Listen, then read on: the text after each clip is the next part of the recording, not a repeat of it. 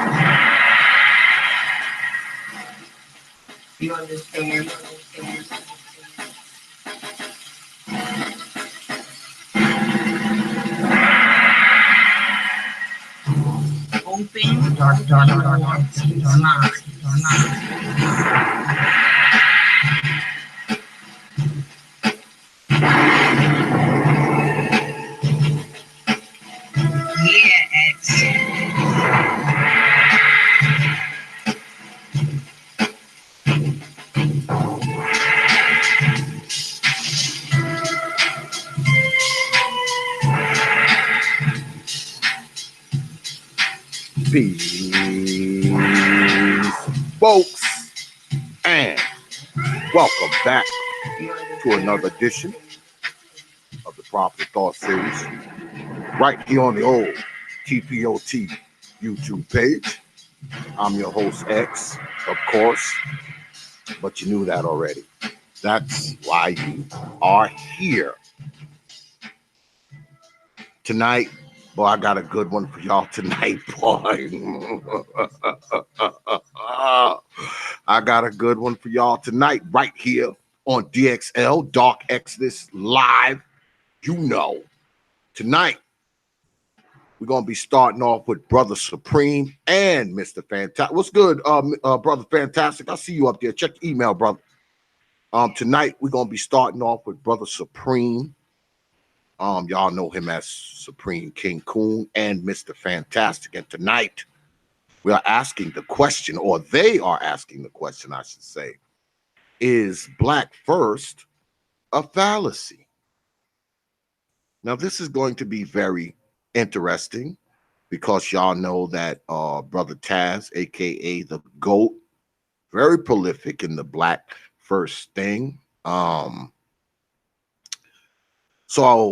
But what I don't want y'all to think is that, this is something personal against Taz. I don't think that that's the case, because full disclosure, y'all know me and Brother Taz, we all right. Other people talk a lot of shit about him and all that kind of stuff. But, me and him, we all right. So I don't think it's, before y'all even start, I don't think it's just against Taz himself per se. I think it's against the Black First narrative. That's what I think it is. But it's going to get cleared up for us tonight. Maybe I'm not sure. When the brothers come on, they can correct me if I'm wrong. But it's going to be good. But before we get started, I could see Brother Fantastic already here. What's good, Brother Fantastic? Now, what's going on, man? Now, before we get started, I got a few donations last night. I'm thankful for them. So y'all know I always start the show off with thanking y'all for dropping coins on this platform. It's greatly appreciated because, like I always say, you don't have to drop coins on this platform, but you choose to do so. Therefore, I am thankful. I'm glad that you see value in this platform. You choose to spend your hard-earned coins here, and I'm grateful for it. I'm humbled. I'm honored. I consider you a supporter even if you don't drop coins. I consider you a supporter if you watch, if you share, if you subscribe, if you like. You are a supporter. You show up here every damn week and watch these damn streams that I throw up here most of the time, just kind of thrown together. I appreciate y'all, man. I do. Once again, I'm humbled. I'm honored. And I thank you. So let's get with it. Tonight, the question is being asked. Black First, is it a fallacy? Full disclosure, I did get in contact with Brother Taz. Sent him the link too. If he wants to join, brother, know he's welcome to join as well. Oh, good looking on that super chat, Brother Lando. Appreciate that, man. Yeah. So let's get on with it, man. Let's stop fucking around. Brother Fantastic, you're here. I don't know where Brother Supreme is right now.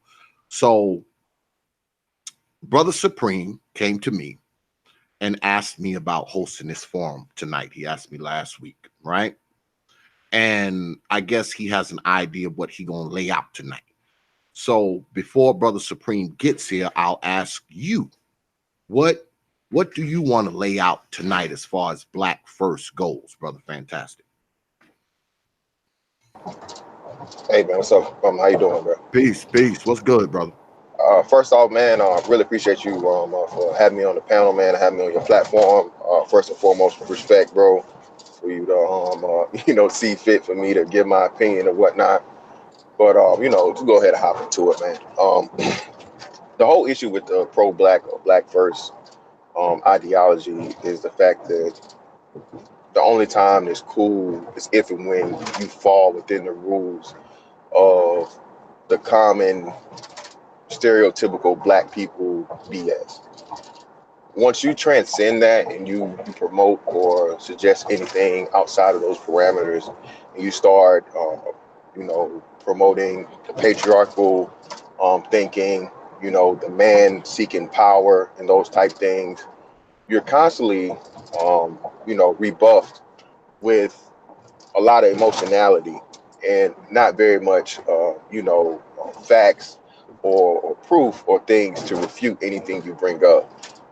I grew up in the hood, quote unquote. I grew up in a town called Macon, Georgia. You can look it up for yourself and see the poverty rates, the crime rates, all these things. I lived hand in hand with and grew up in one of the worst neighborhoods in on the or size of towns in that city. So I've seen it all. So like I said, me being who I am and being what I became, I'm living proof that you can have a choice in transcending and not participating in this just because you black, I'm black, your mama black, making excuses for this types of behavior and these bad poor life choices. Again, I can understand to some degree to where you say, okay, well, you know, a young brother, he don't have any type of guidance or any type of, you know, positive role models and those things to tell him and teach him the right way. Well, neither did I. Okay, I didn't have that positive male role model. I didn't have the father. I didn't have all those things, but yet still I had enough wherewithal and common sense to look around me and to see what you know, those in my age group and what would be considered my peers do, and just know better than to repeat their same mistakes. I've known dudes that end up getting locked up. I know dudes that end up losing their lives over getting involved with this, you know, I'm gonna be down and B1 and all this bullshit. B1 got this one dude I knew, I think he ended up taking a 10-year charge for somebody for some shit, just him refusing to be like, you know, the no snitching code or no bullshit like that. Well, you don't gotta worry about snitching, man, if you're a civilian. You stay out of those streets, bro. But by the B1 logic, you have to be part and parcel with all again of these nigga fallacies, man. These I like to call them these nigga logic fallacies, and it's plenty of them to go around. And I just think the B1 aspect of how it's being put out is just a covert cover or code name for nigga shit. That at the end of the day, that's all it really is. And you know, until and when I'm met with something to counter that from you know, and proof, you know, to show me that it's something other than that. That's all it is. It's just a whole bunch of, you know, let's keep the shit like it is. Let's not try to get anything better than what it is. Let's not try to promote you know, young men taking control of their lives and making a better decision as being men and being respected as real men versus real niggas. And that's just pretty much the little first layout I got for that, bro. Well, is that true though, brother Fantastic? When someone says, because I got to rub up against that a little bit, when someone says black first, do you really think it just means, you know, to be about nigga shit? I mean, is that what you really think that means? You think that that's the translation of, you know, just straight nigga shit? If you black first, you about the nigga shit.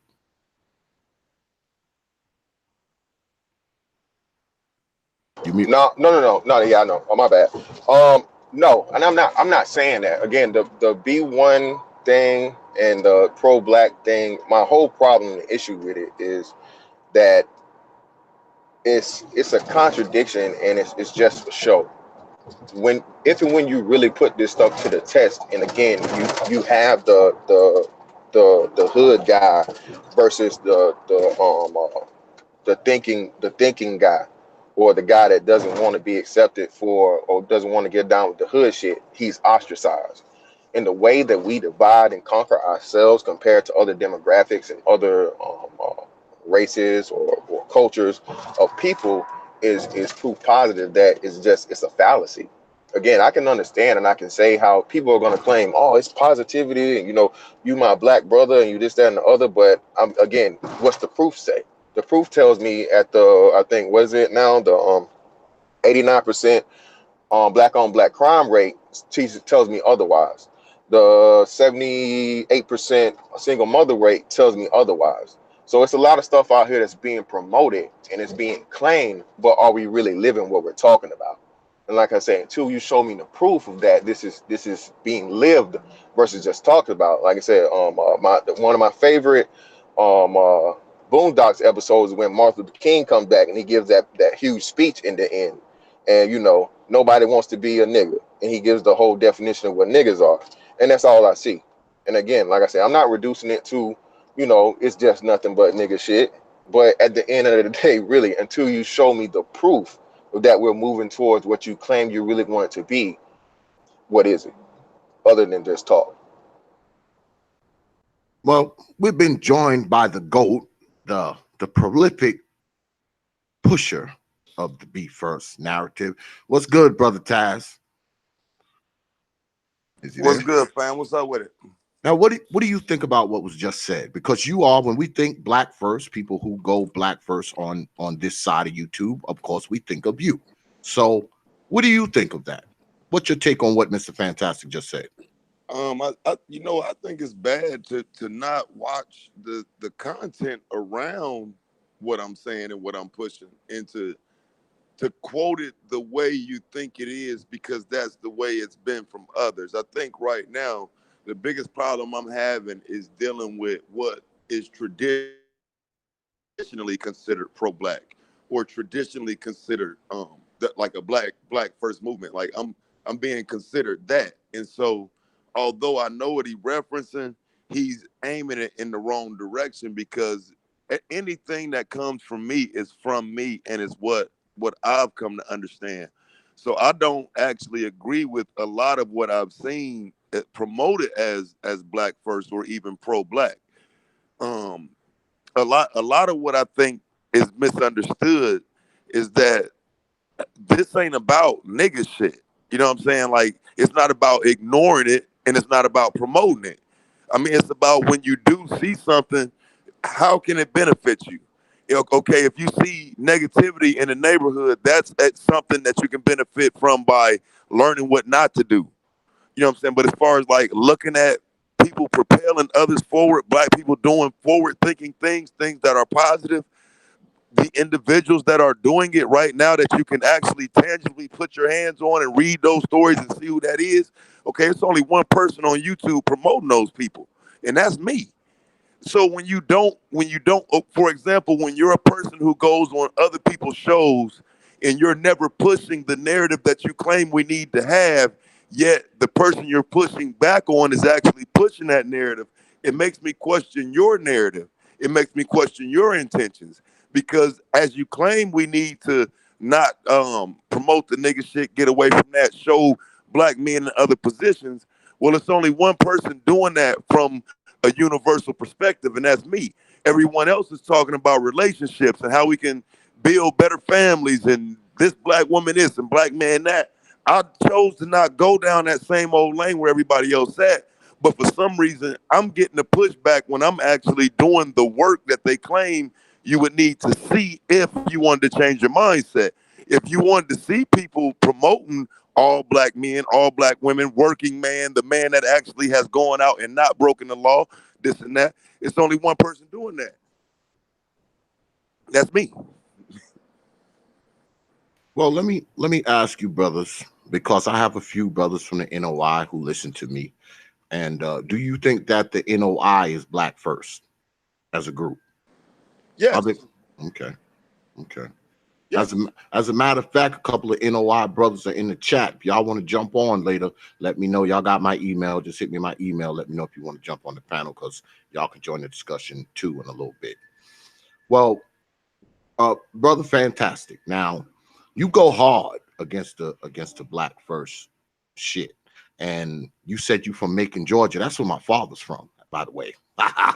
My old man's Oh, from word. Macon, so I'm familiar with Macon, Georgia. I am, brother. I'm very familiar with it, and I understand where you come from. You know your beginnings and background. Trust me, I know what it looks like down there, or should I say, what it used to look like down there.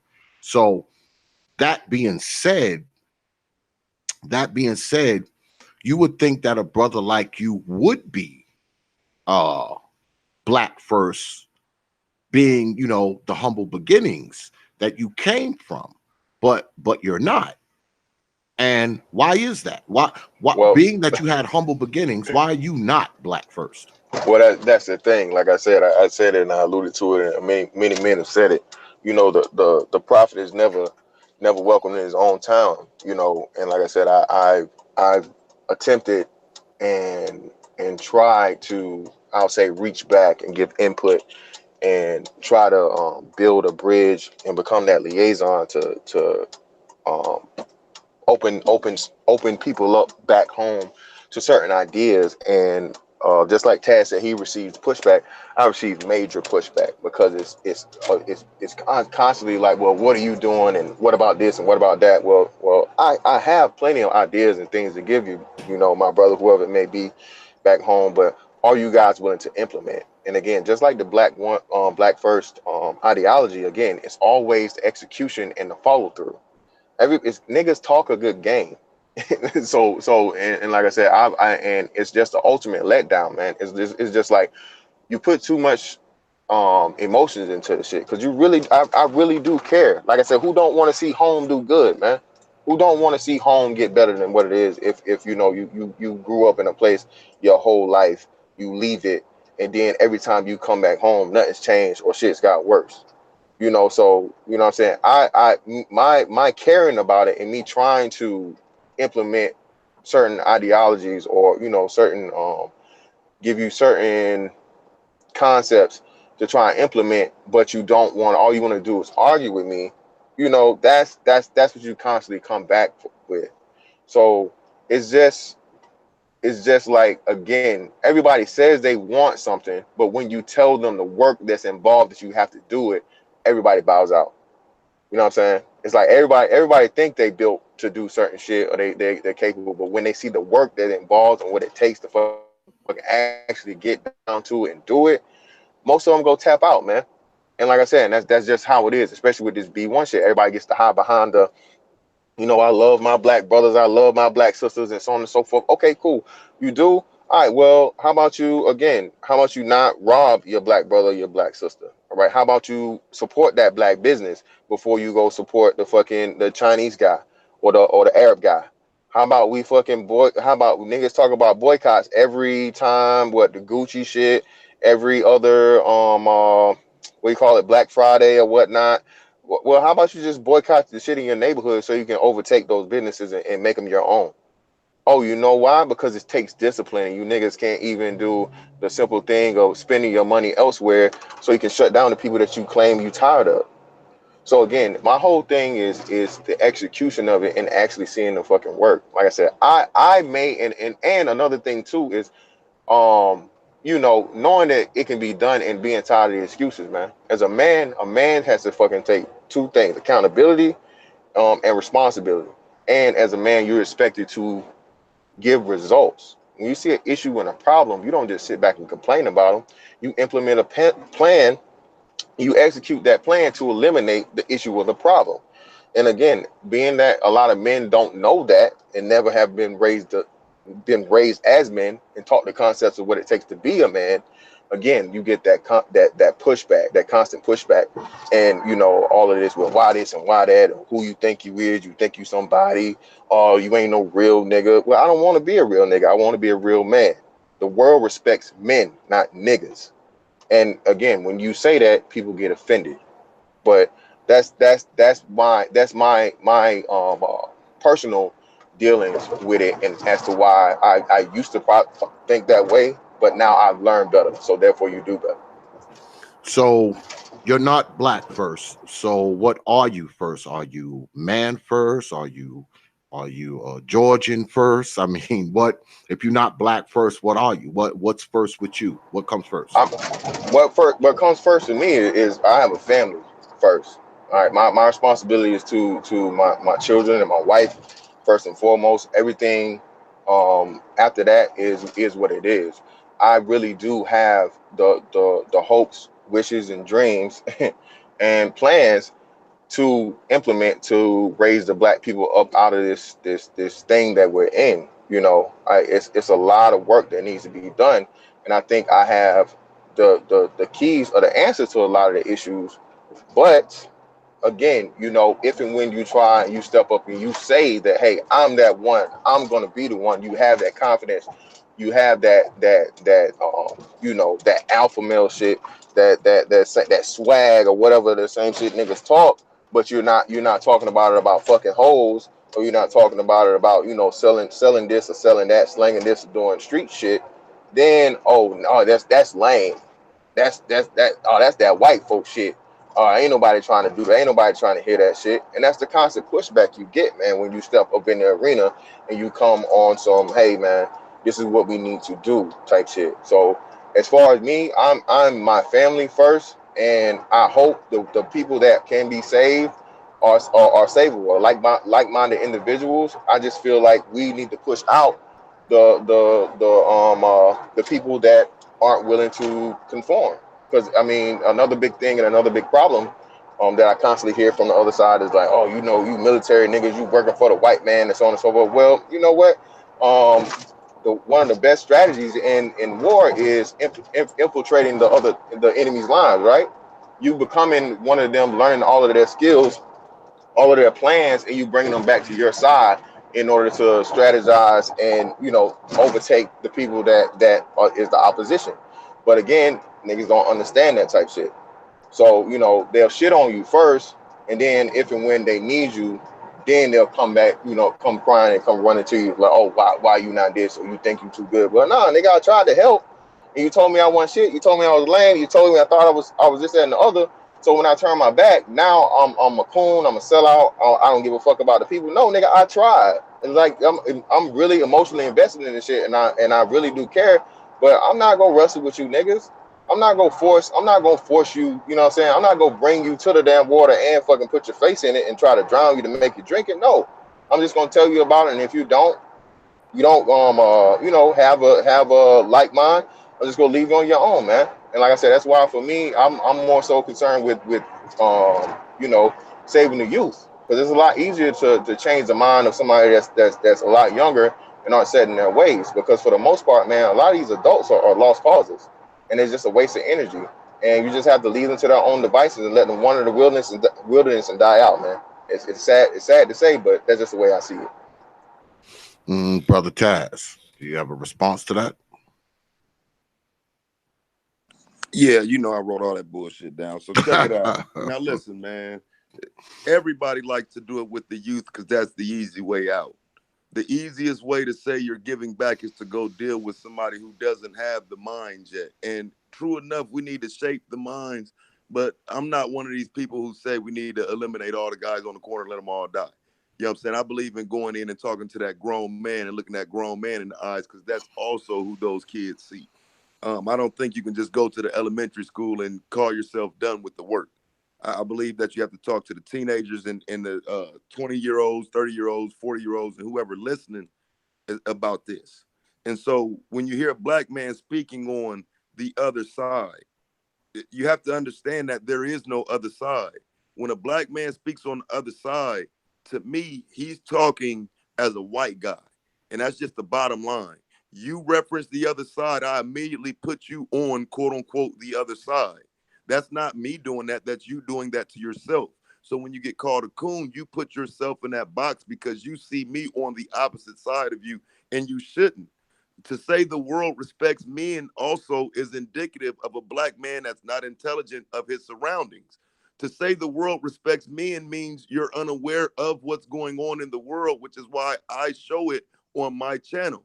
I'll show you the white supremacists going around this country randomly killing black people, randomly attacking black men, randomly threatening black men getting jumped because they go and date white women. I show it all right there on the B1 network. So when you talk about implementation, execution, and follow through, I've implemented, I've executed, I'm following through. You're still sitting on the opposite side complaining about what you claim you would like to see, but you're not pushing back against the other narratives. You'd rather push back against a black first narrative that says we should all be coming together and talking.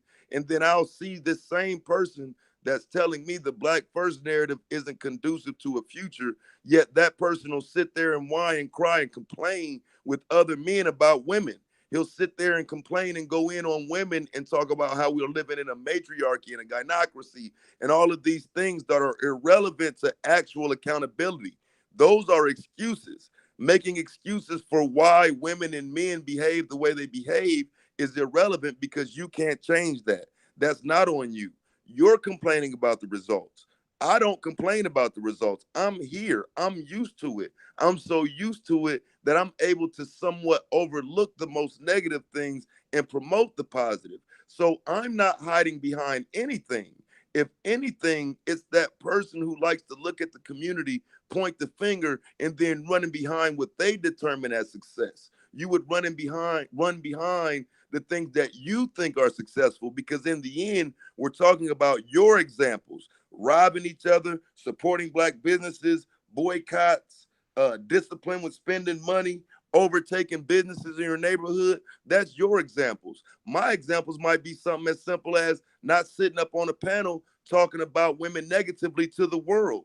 Maybe it's something as simple as that that can be a change. But see, if you think you're the only person with the answers, you're not willing to listen to everyone else's answers. When you're telling everyone you have the way to implement it, and if we do it your way, we'll all be correct, we'll all move forward, we just should be listening to you. There's a narcissistic part of that that needs to be examined. You're not the one with the answers. You can only add to the conversation. We could sit down and try to figure it out from there. But to tell the rest of us you have the answers, we should be listening to you. And anyone else talking about it from their perspective is hiding behind something.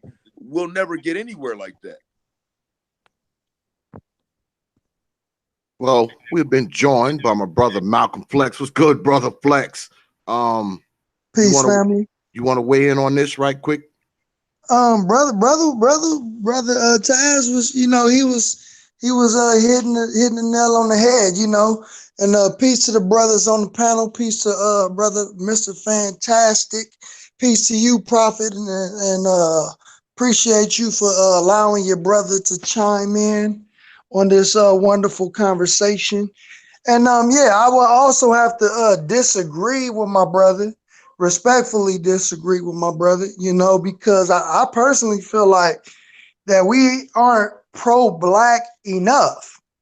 I feel like when you are working with black people, it requires a certain level of patience and endurance, just based on what our people have suffered and gone through for over 400 years. You have to have a certain level of patience and tolerance for our people. We are living in the days of the resurrection. We are dealing with our people who are blind, deaf, and dumb, and in need of a mental and spiritual resurrection. So I get what brother's saying in a sense, that he doesn't really, after he gives somebody, the blueprint and they don't follow it, then, basically, you ain't got time to basically take care of no grown ass people. I get that, but one of my captains always teaches us is that a consistent drop of water goes through steel. You know what I mean? So with black people want to see consistency. If you are really about what you about and you are being an example of what you preach, you are literally practicing what you preach and you are being consistent. We can't come to them 1 minute and say, oh yeah, I need y'all to do A, B, and C, and expect them to do that. Black people ain't set up that way nowadays. They need to see consistency. They need to see results. You know what I mean? So I don't knock you for your stance. I respect brother's opinion, but, the thing about not being pro-black, then my question is, are you anti then? Because there's no real in between that. You know what I'm saying? That to say that you're not pro-black when we are a people who have gone through what we've gone through, then we see, because like you mentioned, your family, your wife and your children, that they come first. You know what I mean? So my thing is that as men, we don't take care of nobody else's household before we take care of our own household. And I feel the same way about the black community. I'm not going to try to help build and contribute to somebody else's community before I contribute and try to build my own community first, because the Honorable Elijah Muhammad teaches us that can no one man rise above the condition of his people. So when we take a position like that, you know, to say that I'm not pro-black because there is too much nigga shit going on, pardon my language. There's too much nigga shit, but we got to understand that God doesn't make niggas. The white man makes niggas. America make niggas. So when the Nation of Islam, we see our brothers and sisters, we don't see them as niggas. You know what I'm saying? We're not looking at niggas, we looking at God, because the knowledge of self is the knowledge of God, and the knowledge of God is the knowledge of self. So when I see another black man, well, regardless of how old he is, whether he be young, whether he be old, I know I'm looking at God. And that's the approach that we take, that we know that we have to be patient and tolerant with our people, because all of them are not going to wake up and do the right thing overnight. They need to see clean examples in front of them, just like the Honorable Elijah Muhammad teaches us that you have to put the clean glass next to the dirty glass, and the people would choose the clean glass every time. Well, we've been joined by Brother Supreme, and I know he's been listening. Brother Supreme, you kind of late to the convo. We done got into it. So I want you to lay out your interpretation of Black first and why you think it may possibly be a fallacy in your mind. You there, Brother Supreme? Paging Brother Supreme. Paging Brother Supreme.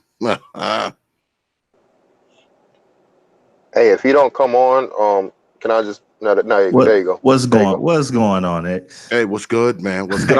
I start to call your ass when you wasn't up on here because I got your number. I was like, man, get your ass up on here, man. Nah, man, you know I was working late, yeah, stuff with clients and so forth. I know. Man, Taz, what's going on? Mr. Fantastic, what's up, man? And I never spoke with the other guy, Malcolm Flex, that is. Yeah, that's Brother Flex there, peace, man. Brother. He one of the usual suspects up here, you know. Oh, cool, man. Yeah, I mean, I don't want to come up here like I'm just trying to bash or dethrone the B1 and all that type of stuff. My thought pattern on it is that I just don't think that it's an effective strategy. To begin with, I think that to isolate yourself as a culture, I think is just bad business, because when you don't avail yourself to all of the advantages that can be found in other minds throughout the world, I think that you put yourself back exponentially as a race. So I'm not saying that other races are perfect, just like we're not perfect. We don't have a perfect culture. They don't have a perfect culture. But I think that all of us have different things that we do very well. And if we want to be able to get on the world stage, to be able to compete, we have to look at all of the other things that other people do well and learn and see how we can incorporate those things in order to grow in the future. A lot of things that I've seen in the B1 narrative, and I'm not saying so far as everybody, but when you, in the Black communities, we have this whole thing of there really aren't any written standards or written pieces on any kind of movement whatsoever. It's just free for all, whatever anybody feels or thinks at the moment. So in a lot of times in the B1 movement, you have people that are like, hey, these other people, other races or whatever, forget them. I don't want to have nothing to do with them. And, we ain't got to be like them. We ain't got to do nothing. It's just all black, black, black, black, black. And to me, that's a big fault because, like I was stating before, there's a lot that you can grasp and learn from other cultures worldwide. Now, I know some people will say, yeah, we can learn from them, we can observe from them. But that would be like me, X, telling you let's say I came from like a broken home and I said, X, I see how your family works, how people are respectful in your household. Tomorrow I'm gonna turn it on and I'm gonna get my household just like that. You're gonna be looking at me and like, hey man, you got there's a whole bunch of other stuff that goes along with this respectful household. The way that I handle my business, the way that I treat my family, the way that different principles that I have and that they see me as a man, those things have to be enacted first before you can gain all this respect from your family. So when we look at other cultures and say, okay, we want to observe, because I've heard other people say, man, I like how like Jewish people, how they do their thing with their money, but they're not looking in as to how are all the other things that are connected to why they're so good with their money and why they interact with one each other with each other so well. So in order for us to be able to grasp those things, you have to have connections. You have to be able to go to the source and learn those things so that you can even understand if implementing them within your own culture is even possible. To me, B1 is kind of like a closed circuit, and a closed circuit at this juncture in 2019 and going forward, that's a a huge mistake. I would have to agree and disagree with that. Hey, Okay. let me get that though, bro. Go ahead, Goat. Go ahead. Let me get that. So here we go again. It's that same narrative I was just talking about. So we listen to people say how good others are with their money. So for example, these people don't watch my channel. If they watch my channel, they would see breakdowns of their arguments. For example, that one. Asians just recently passed blacks in the fact that they have a wider disparity in wealth than we do. They're more top heavy than they are bottom heavy. So while you have a small handful of them that's rich and doing well that everybody points to, nobody want to talk about that bottom. And if we start talking about that bottom, we'll realize that that bottom percentage wise is more than us. They're not doing better on any scale, but for some reason we have black people promoting their causes and making it sound like they're in a better position than us. This boils down to how you see us versus how you see other races. Now, when you start talking about the world stage, I find it funny that the world stage knows the black experience. The world stage will tell you that what he's saying is not indicative of what a black man should be saying based on world history. The world stage acknowledges what has happened to black Americans. The world stage acknowledges that we're not on that world stage as a collective because of who's put us here. When you speak on it as if that didn't happen that way, the world stage will look at you and not acknowledge you.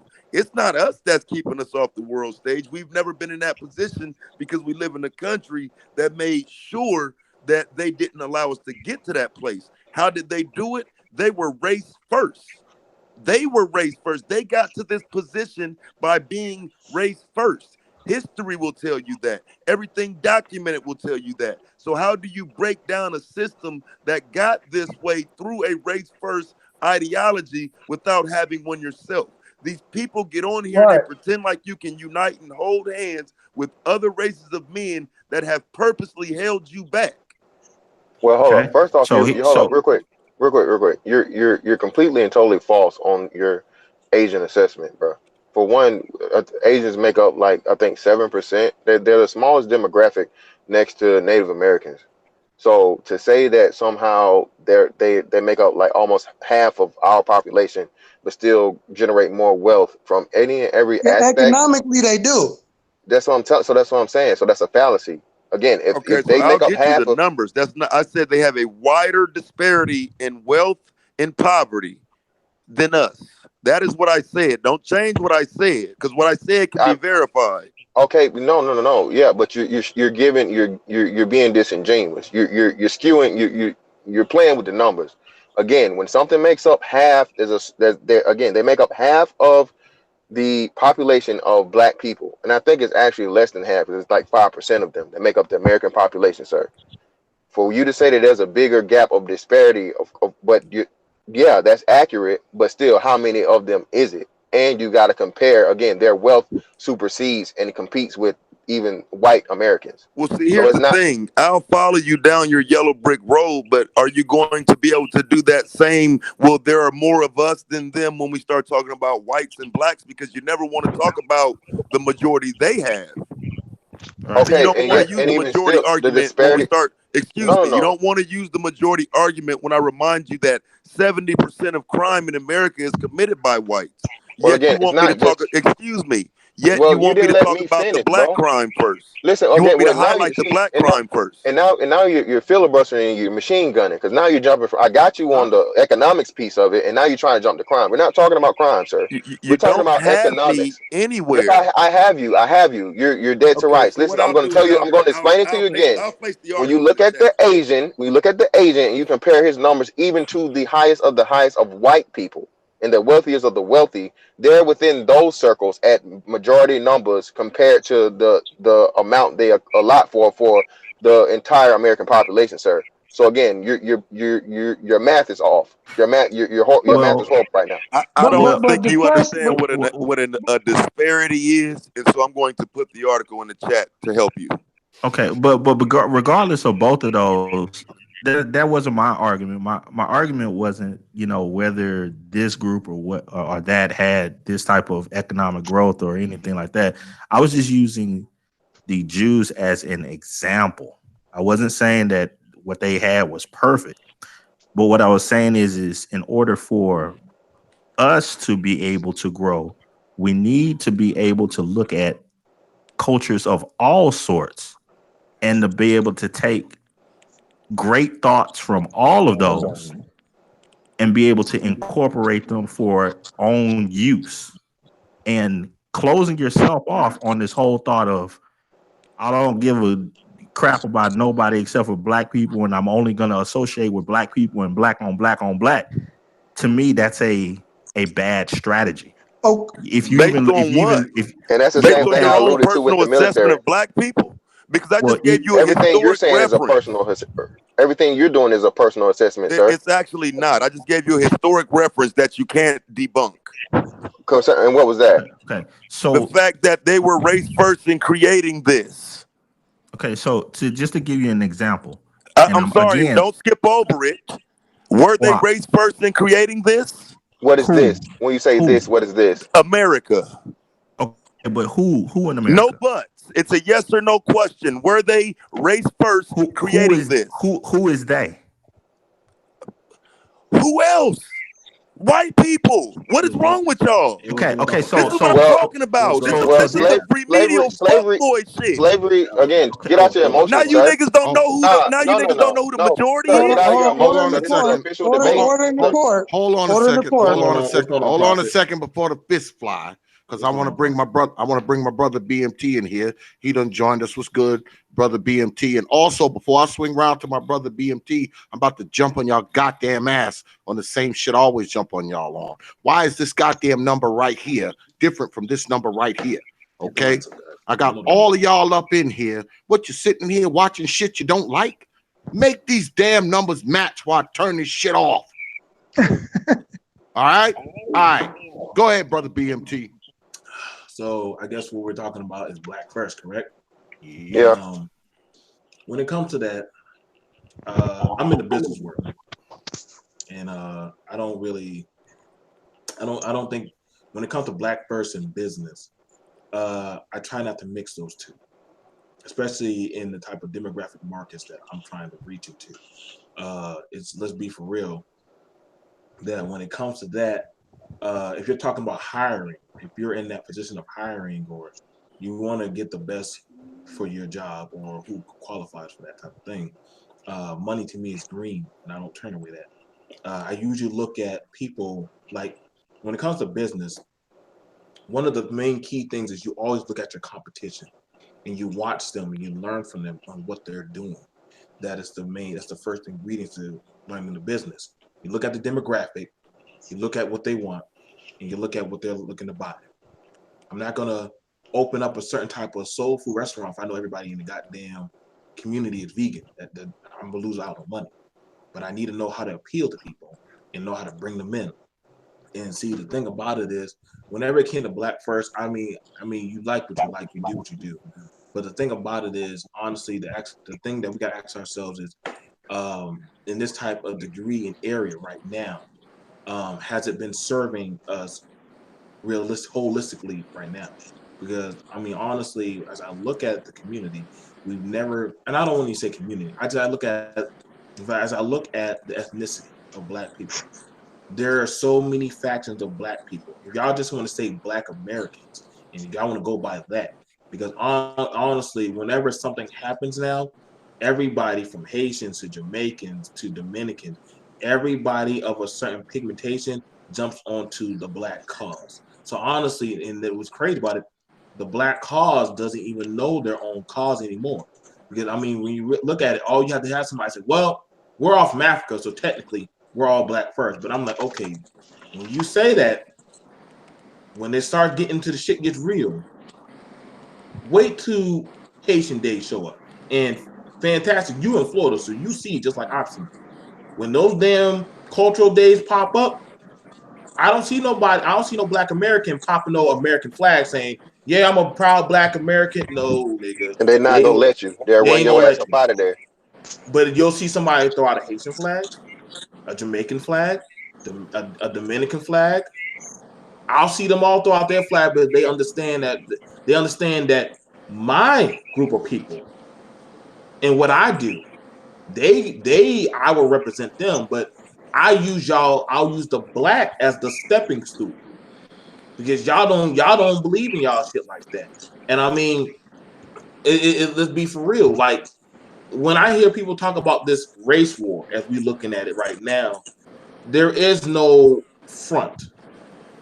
There is no space like that anymore. Because honestly, because then when you start getting down to nitty gritty, you start breaking down the web, then you start saying, so what happens to the brothers who are mixed?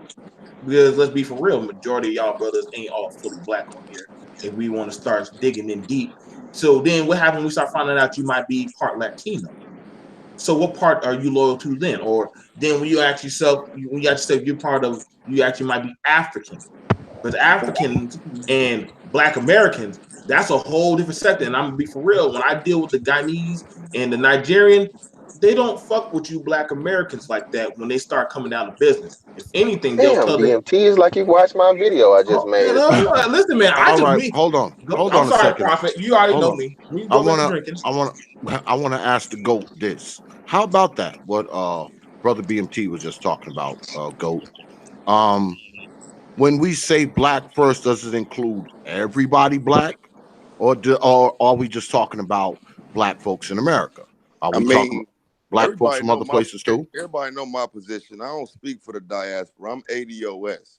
You know what I mean? But like, I feel like this: if you identify yourself as Black and you identify and attach yourself to the Black struggle, and that is actually happening across the globe, then yeah, you're Black still. If you understand what I'm talking about and you speak into it, like I said, I'm Black first. You ain't ADOS, but you Black. So you Black. I don't, you know what I mean? Like for some of these people, it's just remedial and looking for ways to try to debunk some shit that they will never debunk.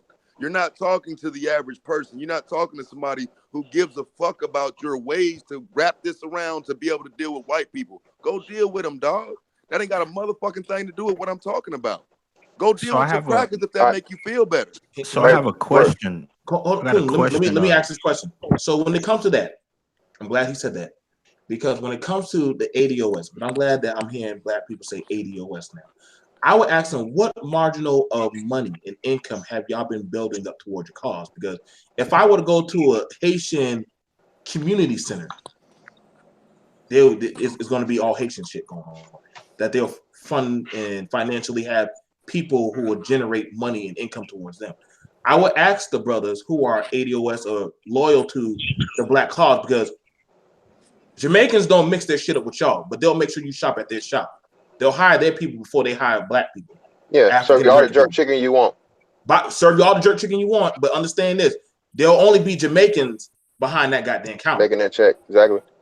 When you go to a Haitian store or you go to Little Haiti, listen, You're that American continuing to shit, they make my won't let point. they no, hang on. I'm asking a question now.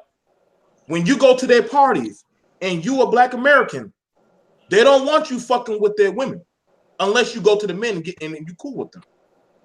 You see, when you start having to move within their doggone ranks, they will check you at the door. Hold up, bro. What you want? I hold on now, because you want to fuck with my women. Now I need to know what you about, because then now it's one thing. See, when we say this black blanket, I wonder how far does the reach go. I'm not taking away from what Taz is saying, but And see, BMT, but just I'm real quick. saying that It's funny. I move amongst these It's guys, and I went to funny school with them. Can They'll I let you say know this? real quick. Can I You say ain't this part real of me, quick right? before you hop in, Taz? It's Just real funny quick. to me that you're willing to entertain and arguing about women in the diaspora, but you ain't ready to talk about these niggas fucking these white bitches right here in America.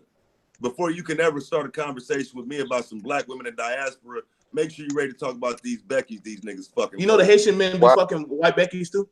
I like I said, And you're until you're taking that ready the to other talk way, about though. That wasn't what he until was you're saying. ready to talk about But, Robert Smith and his Becky. I don't but want to wait. hear Again, You bring see, up now you Robert dick Smith. policing again, bro. He what you took what he said completely wrong. Robert He Smith. said the men from the other cultures I'm check talking the about men. all black. I'm talking about all black pigmentation. I ain't say nothing about a And, white man. I yeah, know. exactly. And he was saying that those men of those other cultures won't allow your black ass, your ADOS ass, to get involved with their women. I So don't want you're to get taking this the involved with their total women. wrong way. Again, I but you have just said everybody's black though, so you're I have no contradicting desire yourself, to sir. get in. Excuse me. I have Okay. no desire to get involved with their non-ADOS women. You're But you not just said talking. everyone was Excuse black. me. Let him finish, brother. You're not Fantastic. Let him talking finish. to someone who pushes some diaspora narrative. You want me to discount them based on their blackness? That's not going to happen. I don't care what scenario you come up with. So what? Because they don't want you around their women. I don't want your women. You're black. I'm black. I got your back until you What prove makes you black? otherwise. Excuse What me? makes you black though, bro? Because you keep saying, and what you seem to be missing is this. Everybody claim black when it's cool to claim black, bro. BMT hit the shit on the head. When it's convenient for you and they're within your circle, yeah, they black. I'm down, down with the fucking with the black man and all this good shit, black power, black fist, all that shit, nigga. But as soon as they get around their own people, you know what they do? They go to speaking their motherfucking Dominican. They go to speaking Cuban. They go to speak in fucking Guyanese, Nigerian, their own language, their own culture.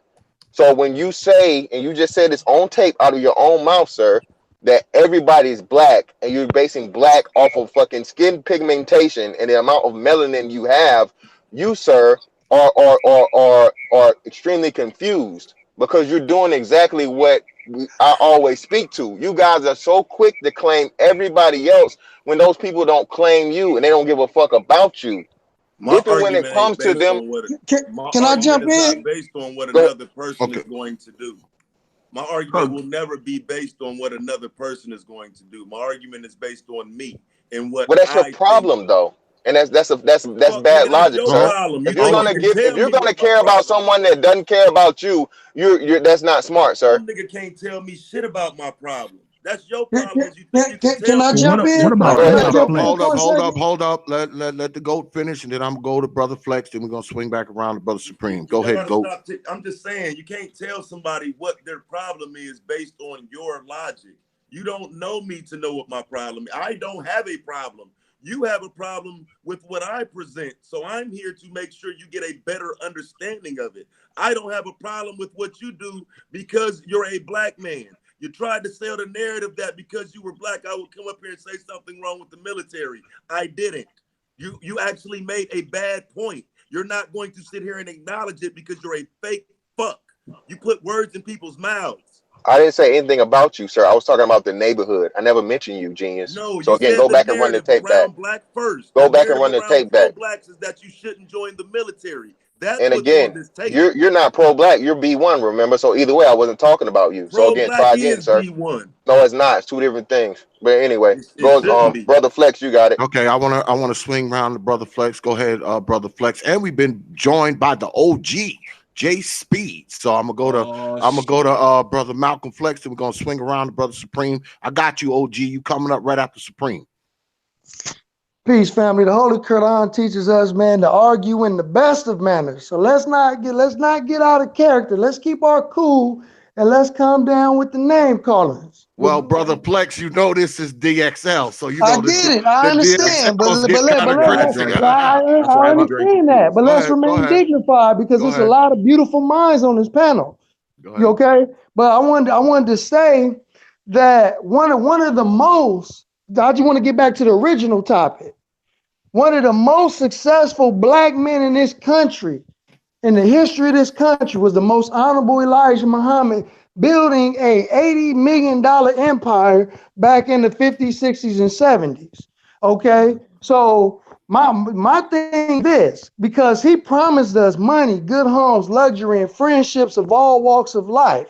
So when it comes to black first, and when it comes to economics on the world stage, right now, this man was a master teacher. So I would agree with brother. I can't think the brother with the dragon in his avatar. I would agree with the brother that yes, it's fine to do business with other ethnic groups. Okay, you can still be pro-black. You can still be black first and still do business with other groups. Okay, but one thing that we have to practice as a people is group economics. So because the Honorable Elijah Muhammad, he had $1 million imports from other peoples of other countries. You know what I mean? But when he brought back the product, we was practicing group economics. And at this time, when the messenger was here, you know what I'm saying, we didn't allow any other people into the mosque. We didn't allow Africans and anybody else into the mosque, you know, unless the messenger built a mosque where they was to teach them. But he wasn't allowing certain people to come into the mosque with us at that time. But now they are free to come, because in our lessons it teaches what's the population of the original nation in the wilderness of North America and all over the planet Earth. And the answer was the population of the original nation in the wilderness of North America is 17 million, with the 2 million Indians makes it 19 million. All over the planet Earth, 4,400,000,000. So I say all that to say this, that it's okay to build friendships in all walks of life. That's okay, you know, but when it comes to our own survival, so we don't become extinct, we have to learn how to practice group economics. And that's how everybody else in every other group and every other culture was able to become wealthy, because they were practicing group economics. So I just wanted to say that, and I just wanted to drop that up in there. Okay, brother Supreme. Malcolm Flex, man, I appreciate you addressing that, and I absolutely agree. One of the strategies that you said that Farrakhan and the NOI that they implemented, uh, they did build quite a sum of wealth. But the thing about it is they didn't take this so far as economically, they didn't take some approach of F everybody else. They took more of a smart, covert way of building all of that so that they could have it amongst themselves, just like another minority, the Jews, did. They didn't come out with the F everybody else. No, they knew amongst themselves that they were about themselves first, but they didn't let everybody else just know that outright. They were like, oh, yeah, I'll do business with you. I'll do this record company thing with you. I'll get involved in this and that and so forth. But at the end of the day, amongst their closed circle, they all knew, oh, yeah, but at the end of the day, it's all about us. Now, that seems like a good strategy, but because they were a minority, we as black people, we cannot look and say, hey, white people were a race first culture and they took this militaristic power and right in your face and we'll fight you down to the death type strategy. Why don't we do that too? We don't have the numbers to do that. It seems smarter to do as the NOI did and also as the Jews did, and do it covertly so that we can build first and then have some type of structure to move forward in the future. But in order to do that, it seems like you need to be smart and covert about it, not just out on the street talking about, man, F these white people, F these other people. I don't give a D about whoever else, and all this other stuff is all just black on black on black on black. Nah, you can't make any trades or any kind of connections that is going to feed into your community if you alienate everybody else. Right. All right, well, we done been joined by the OG, J Speed, older than everybody on this goddamn panel. What's good, OG? Let me ask you, OG, are you black first? Number one, that's impossible for me not to be. I like to say first, assalamu alaikum to the brother on the panel. I like to say abani gani to all the sir. abani gani to all the other African, Pan-African brothers, and I just like to say peace and love to all the panel. And that's what I like to open it up with. What I would like to say is, I listen to all you brothers, all of you, and you sound good. And reason why I say you sound good, because I'm not a brother who's on the fence, but I was in the nation for almost 20 years. I personally took Dr. Kali all over this country. My Muslim name, African name is Askir Muhammad.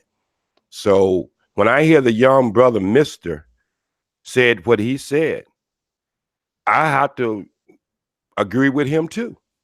Because at the same time, brother Captain, who taught me, who was a master, Steve Muhammad, he was on the police force here.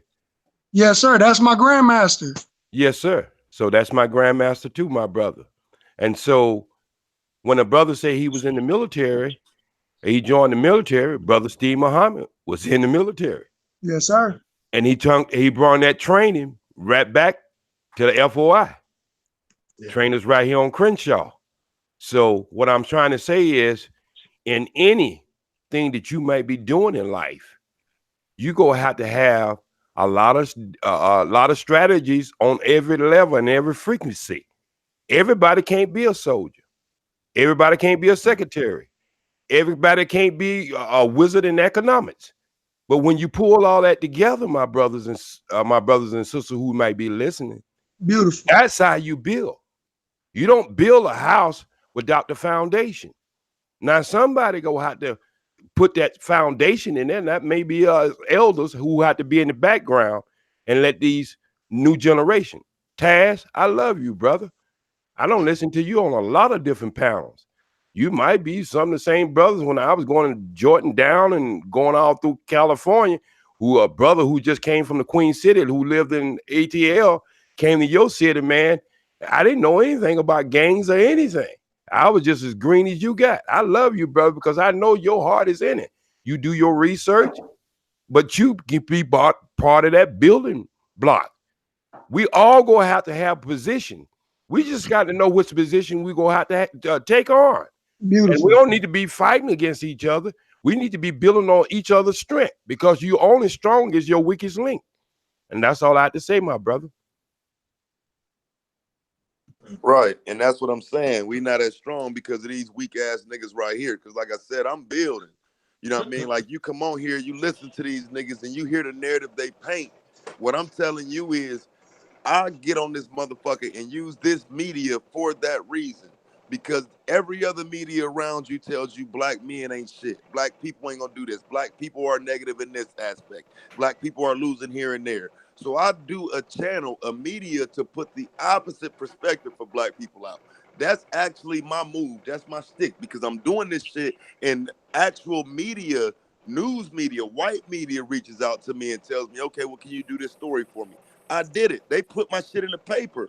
But what happens is people on YouTube get my channel shut down. So now I actually lose that voice that's talking to the outside community. Because as these niggas telling me what I'm doing is meaningless, the rest of the world, even the people they telling me I need to network with, well, when I'm networking with them, guess who shuts my channel down? People with their type of views that's telling me I shouldn't be race first. Meanwhile, it's the white people that's coming to me and saying, I like that piece you did on Bruce Carter. Is there a way I can take this and put this in my newspaper? I don't understand how they come and give these narratives on these panels as if the person they talking to ain't the person who can really actually tangibly show you the work. I was there for that black man actually in his city speaking for him. They put my work in the newspaper based on him. Months and months before that, I was putting all this work together in the same light, the same aspect. I do this shit for black people every day. So how is it you can come on here and tell me about anything about race first when you're not? If you're not But going to be race first, don't. But when it's time to talk about it, you should be listening, not but hold, telling me what I should and shouldn't do. but hold up, you just wait. So was that a white journalist or a black journalist? Because you just said you don't want to do no business with the white man, but now you just talked about your paper. I've The never white said man. that. I've never You said I did say don't want to that, do. sir. Yes, you did. WX, this is what I'm talking about. Not Yes, you once on here did. have I said I don't want to do business with no white man. But you said you didn't give a damn about nothing that the Asians done, nothing that the Jews have done, I don't. because they not black. I don't. All right, so if you So where did therefore you get don't that care statement from, about their Echo? success, why Do would you you know what a therefore logical use their fallacy is? platform and you be using them as a cosigner for you? I don't that don't match up there, sir. You Again, can't you put can't words shit in my on mouth, something. B. You can't shit on something, sir, and It's then other turn black around men and say, sitting up here. Y'all and then shouldn't let him parade put words around in other about how black the men's good mouth. old white man, how the Okay. white man wanted to take your Oh, oh, story and oh, put it in his paper. okay. Hold on, just a moment. Okay, so I understand the dispute there, but my response to Taz would be this. Okay, I don't know the dudes that got your channel flag. I don't think anybody that I know would be even involved with Well, anything like your that. boy that's up here with you that you're doing the show with was telling me earlier, you need that money. You don't need to be on here. I work, I get my money this way. He doesn't even Yeah, I don't. respect what I do. But wait a Okay. minute, I want you to understand that first. He doesn't even Okay. respect what I do. He Who said doesn't I even don't Okay. respect what you respect do? it. Uh, Because I say, sir, bro, you jab me, I jab you. It's no big thing. Don't No, take it no, personal. Don't get in no, your no, feelings. If you no, need the money, you no, need the money. It is what it is. no, It's cool. no. See, Why that's you what in I'm your saying. feelings? Why you What in okay, your feelings? but you're trying to do is shame me. moving on from That's that. what I'm Moving saying. on from that. You want to move on because this is what I'm saying. If you were black first, if you had a black mentality, if you cared about your people, you wouldn't view the person that's trying to promote black excellence. You wouldn't try to put that person down. You wouldn't try Bro, to shame that person.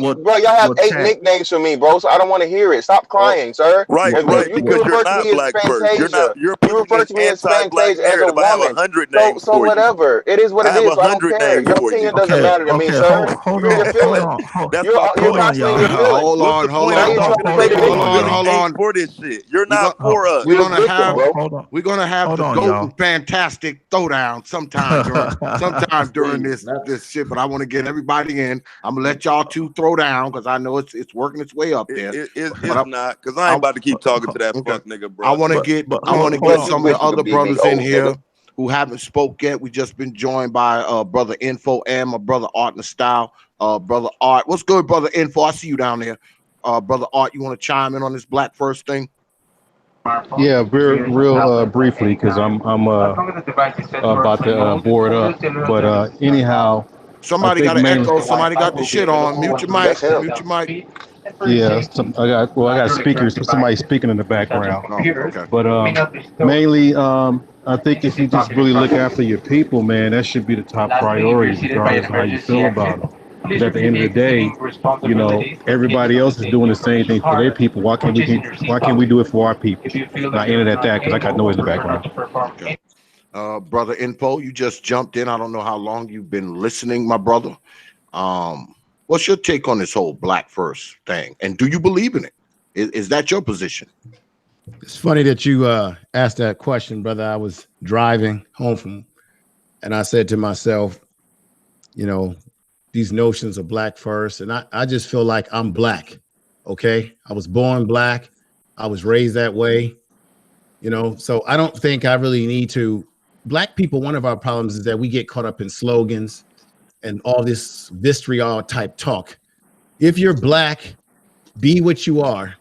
But if you're going to say you're Black first, which means you're Black, you're for your people, then do tangible things for your people.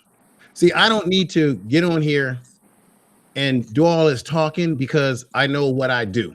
I know that I have been involved in my community. I know I have sent kids to school, trade schools. I know that I've been involved in mentoring. I've been in programs that deal with Black men. I know I deal with brothers who come from the streets and try to mentor and help them to stay out of prison, and those that I deal with that are in the system. So if you're Black first, it's about what you're doing tangibly. Just go out and do the work that empowers our people and empowers us, and you empower yourself by empowering your people. That's just how I look at it. We can use all kind of fancy slogans. I'm Black first, I'm this and that. If you're not doing anything, then it's just hollow words. And so the question is to every man on the panel, just go out and do the work. I'm not questioning whether anyone's not doing any work on the panel, but I'm just saying, just go out and do the work. And what you're doing will speak for itself. And if you're helping people, you're helping people. And it's not always about If having it to spoke for advertise itself, I what you're wouldn't have to doing. talk to these fuck niggas tonight. It don't speak for itself. Well, I'm just saying, Taz, if you're It don't. doing the work, and like you said, Taz, you did something, it was recognized in your community, that's commendable. Just By the keep doing white the man. work. Just keep doing the work. You got nothing to prove to anybody on YouTube or anything. If you are straight with yourself and your community, that's all that really matters. Because if we really want to get down to the nuts and bolts and challenge what people are really doing, the damn room would get very quiet. Because I know on YouTube, a lot of people do a lot of talking. Okay. But they're not really doing actual work. And I've been on panels where I've actually asked these kind of questions to people, and the room got quiet. I've been on panels where I've actually asked brothers, how many of you are supporting Black Junction TV when we talk about supporting Black businesses or anything? And the goddamn room gets quiet. And when the room gets quiet, it speaks for itself. Yep. Thank you. I have a question real quick, because OGJ Speed brought up something about, everybody being able to serve in different positions or whatnot. And I just had this to say. Let's say like Taz did his thing. He made the videos. I think he did one about Bruce Carter, and it got picked up by the news and so forth. Mm-hmm. And then his channel got shut down. And although he can recreate what he did, it's lost at the moment. But what about if he had a connection with a so-called Koon who is in journalism, who to everybody to the whole quote unquote Black community, oh man, we don't hang with that Negro because he with white folk, all this other stuff. But Taz has a connection with him, and he said, "Hey man, my story got shut down and so forth. Can you do something to me on the backside?" And that quote unquote Koon says that, and that Koon says, That's "You know a false what? narrative. He's a Koon. Hold on. He's already a let me Koon. let me see what I can do." Narrative, man, this shit be bogus as fuck. Could you let me finish? Could you let me finish? What made him a Koon? The fact that he don't stand up for his people, so he's already a Koon. Could you why I let don't me fuck with him in the first place. Could Y'all you let niggas me full of finish? shit with this shit. Could you let me I don't have time for finish? this weak shit and these fake ass scenarios. Could you He let a me fucking finish? Koon, remember? He's not Okay. gonna put it. He's not gonna do it. Okay, so wait a minute. Go ahead. Let Supreme finish. I'm And trying to understand. then the GOAT, you can respond. Hold on. I don't have time for bitch niggas. Let You better Supreme tell go. that fuck nigga to shut the fuck up. Let Brother Supreme X, I just go. want to know where's things going with the program tonight. I mean, exactly if where things going. You kind of borging out. Well, what we're doing, info, man. Okay, I'm sorry. What we're Let me just doing mute myself. is we know that the GOAT is the most prolific when we're talking about Black first, right? We know that he's the most prolific. I had the GOAT on here last week or the week before, and he was talking about Black first. Okay. Now the brothers are rubbing up against that. They're coming against the whole Black first narrative, and they're questioning whether or not it's a fallacy for Black people. So that's kind of where we are now. So I'm gonna go ahead, let Brother Supreme finish, and then you can respond. Just let Supreme finish. Everybody just go ahead and let people talk. We're gonna have the fist fighting round a little later. So let's let them know. I ain't gonna get involved in no fist fight, man. But I was just saying, like, with that type of scenario, you take for instance a guy like was brought up, Robert Smith. A lot of people in the community would view him as a Koon, but at the same time, Look what he did on the back end Bitch, for a nigga, lot of look what black I men. did. Fuck, nigga, get off this dick. Look what I did. That's what I keep telling you niggas. You only care to point out what he did because he with that white bitch. Jealousy You I'm not only saying don't care to need to talk I'm about hang what not. he did. around me. Hey, I bro. don't Hey, need bro. Hey, Hey, can I Teapot. your Tell your boy to just jealousy. stop to singing. We're in the middle of a You serious jealous, bro. conversation. You The jealous, biggest man. problem is You'll can I the never only can do I reason he's anything to mentioned is account to Robert Robert Smith. Smith, sir. You'll You know never what? be Hold on, Fuck hold him. on, that. We hold gonna on, have to hold go on, can I on hold mute, on, man. hold finish? Can on. I finish Y'all Let's just the can't. one I can we statement? can't let do brother this Just shit with one the bitch statement. nigga shit, bro. can Some we of these niggas is fuck boys. They're can we not just trying to hear what I said. If they heard your show the first time on the topic, they wouldn't even be surprised at what I'm saying. But they have a narrative. This dude want to play. I'm not playing, nigga. This shit real. You niggas want to continue down your fuck boy lane, keep going. If you're gonna be serious, nigga, keep on motherfucking playing. I bet you can have this shit by yourself. You can talk by your motherfucking self.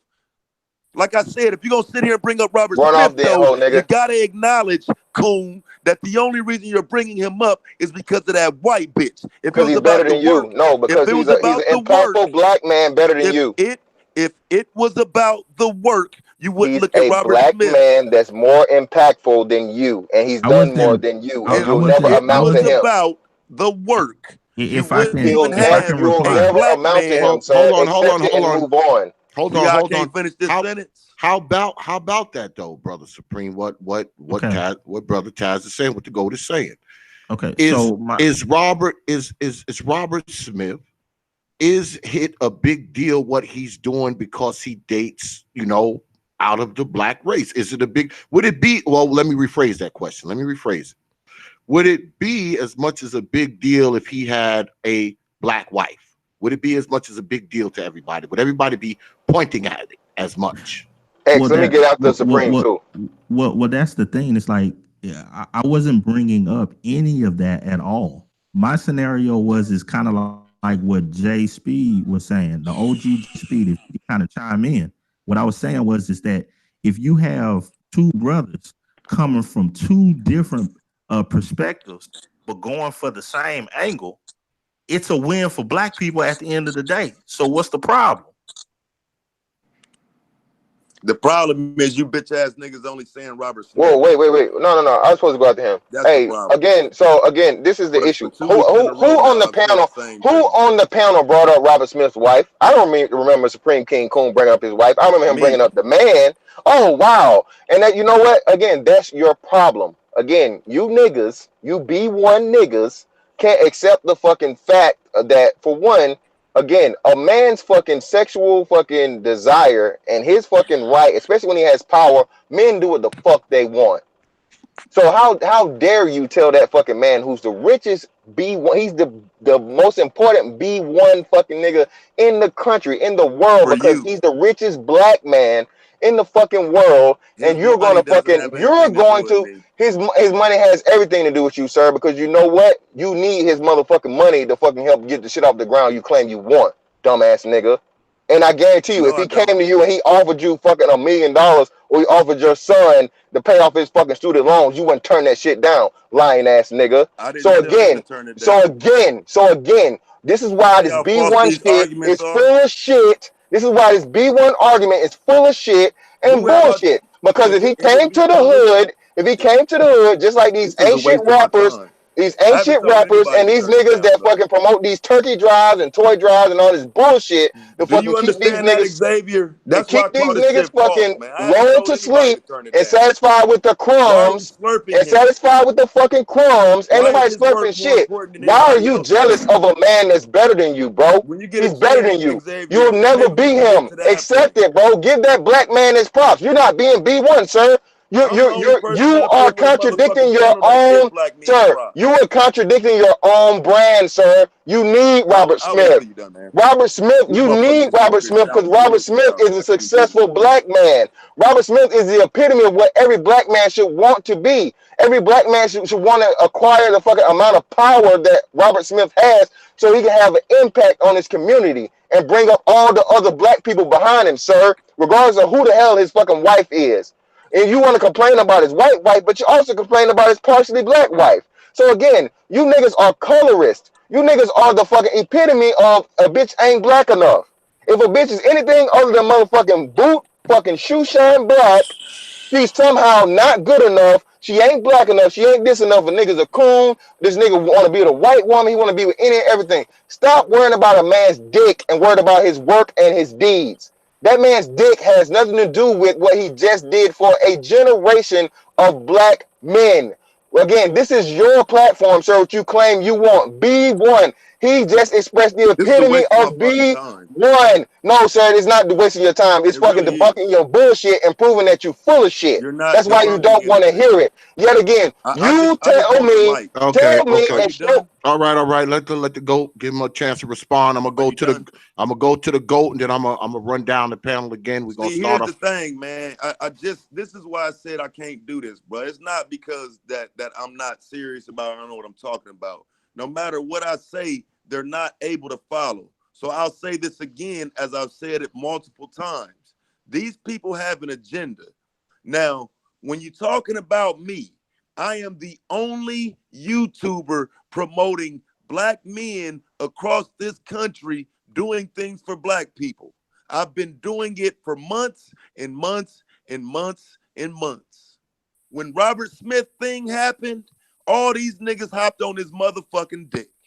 All these niggas act like all of a sudden Robert Smith was the first person to do anything in the community, the first act of charity, the biggest thing going. What I'm telling you is what I've said for months. I don't care how much you donate or what you're doing. If you're doing something in the black community, it should be held equally. That does not just account for me. That's everybody. But since these people don't watch my content, they come on these platforms and they get to make up their own narratives and tell me what B1 is. You're telling me what B1 is when you've never came to my platform and seen me promote 10,000 Robert Smiths. But you only know Robert Smith because you're stroking him, which leads me to the next question. Why is it that for months and months and months, the GOAT has sat here on YouTube as the only platform to promote these different black men making donations, giving back, going into communities? The only platform to do it. The only one. No one's been questioning it. Everybody over here slurping these different motherfucking content creators, talking about women every day, following their narratives every day. It's only one person actually saying, look at this black man, look at what he did. This black man did this. This black man did that. It's only one person doing that. That would be me. I've said that 5 times to make sure you understand this now. When Robert Smith happened, everybody started trying to talk about what I do. They started talking about, look at this black man, he did this. So I'm on the outside of the conversation asking, well, why all of a sudden everybody getting in it now? And as an intellectual, I had to stop and question why. Maybe it is because of this white bitch. You can't give me any other reason. I didn't see people running to the forefront when Oprah gave money to Morehouse. I've never heard anybody promoting the fact that Oprah put money in Morehouse. The men that she's helped graduate through Morehouse, the debt she's kept off of black men. I haven't heard anybody talking about anything other than Robert Smith, other than myself. So I have a legitimate question as to why all of a sudden this one donation is over encompassing and more important than the other 10,000 that I've shown in 2019 as the only platform promoting black donations. Bro, nobody knew who knew who his wife was? You had to look it up. Until you niggas started complaining about it, nobody even knew. I didn't know the man's wife was fucking white. Can I No, and respond to most that people didn't without you know it. It's filibustering? bullshit. It's not, Don't no, it's not a filibuster. filibuster. Please That's not a don't. Please. filibuster. So That's hold a on. So fact. wait, let me respond. So wait. I didn't know his wife was white either until O'Shea did a show asking, can you be pro-black and have a white wife? That's what brought his wife's race into question with me. So when you make it Oh my sound like that God. was the original question, that's not true either. The only reason why his wife actually came up was in a conversation about remaining pro-black while having a white wife. But You're sir, you disingenuous. ran with the question. You were the only person that ran with the question in the narrative because it didn't fit what you liked. Again, if for you again, I don't think you understand how contradictions work, sir. Again, if nobody knew that the man's wife was white, and somebody finally brought up the fact that his wife was indeed white, and so everybody knows it now, all right? But then you are the person that picks up the mantle and be like, oh, this nigga ain't B1, this nigga ain't shit because he got a white wife. What does that make you, sir? That makes you the person who fucking keeps fucking belaboring and beating a dead horse and bringing up the fact that his wife is white. No one cared.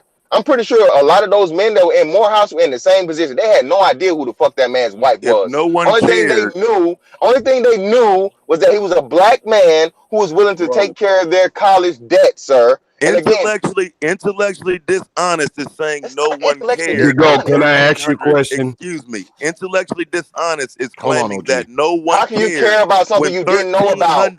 1,300 people came to that show to watch it and it was heavily engaged. It's very disingenuous to say no It's one not cared. disingenuous, sir. Again, oh my God. I hate when you do this shit, bro.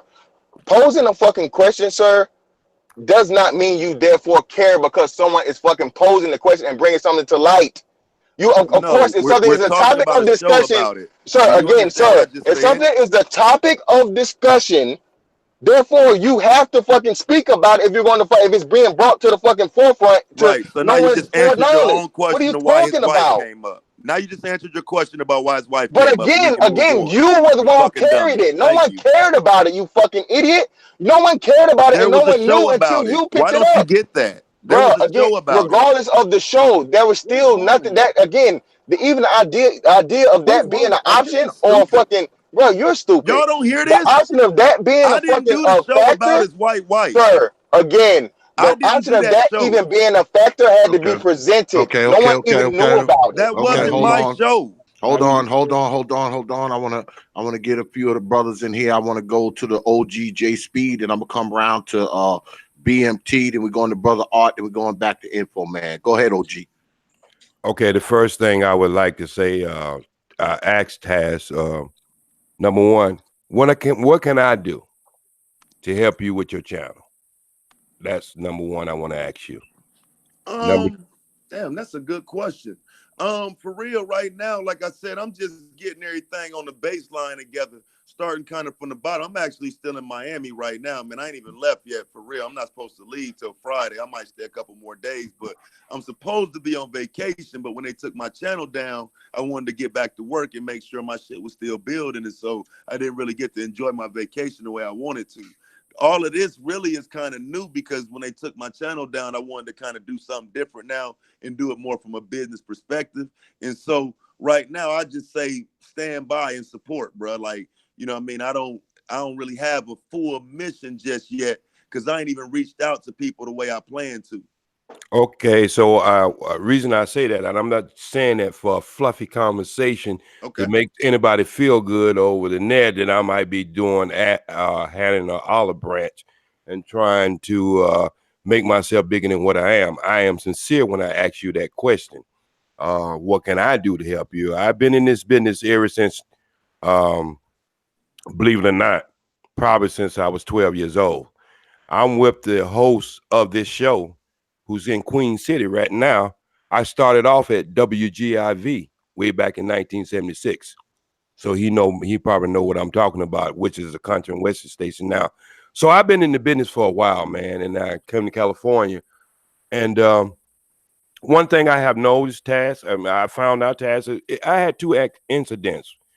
When I was in the nation, we was doing Leimert Park one day, and we was having a rally with Stevie Wonder about trying to change the mall situation because they was trying to change the narrative of the mall. They were getting rid of all the black people in the mall, and it was moving in other people, melanated people, and getting us out of there.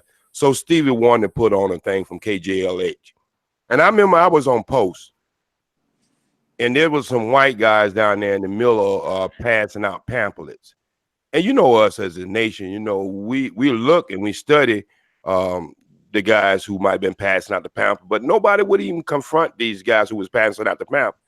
But when Militant Charge came up and said, you know what, this is GO something news, all y'all brothers, you need to get this. He said, how can you ever go into your opponent's house to play any kind of sports or anything if you don't know how they operate? No team, no professional team would ever go and try to play another professional team or boxer, because of which I am an ex-boxer, would ever want to box another boxer without studying him. So reason why I'm saying this and I'm getting down this line, because I want you you two brothers.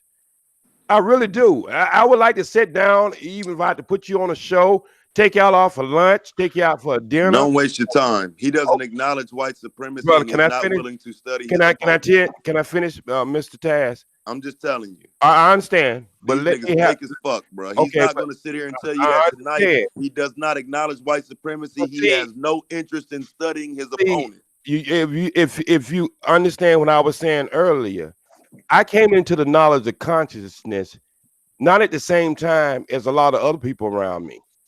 Sometimes conscious come to us at different times in life.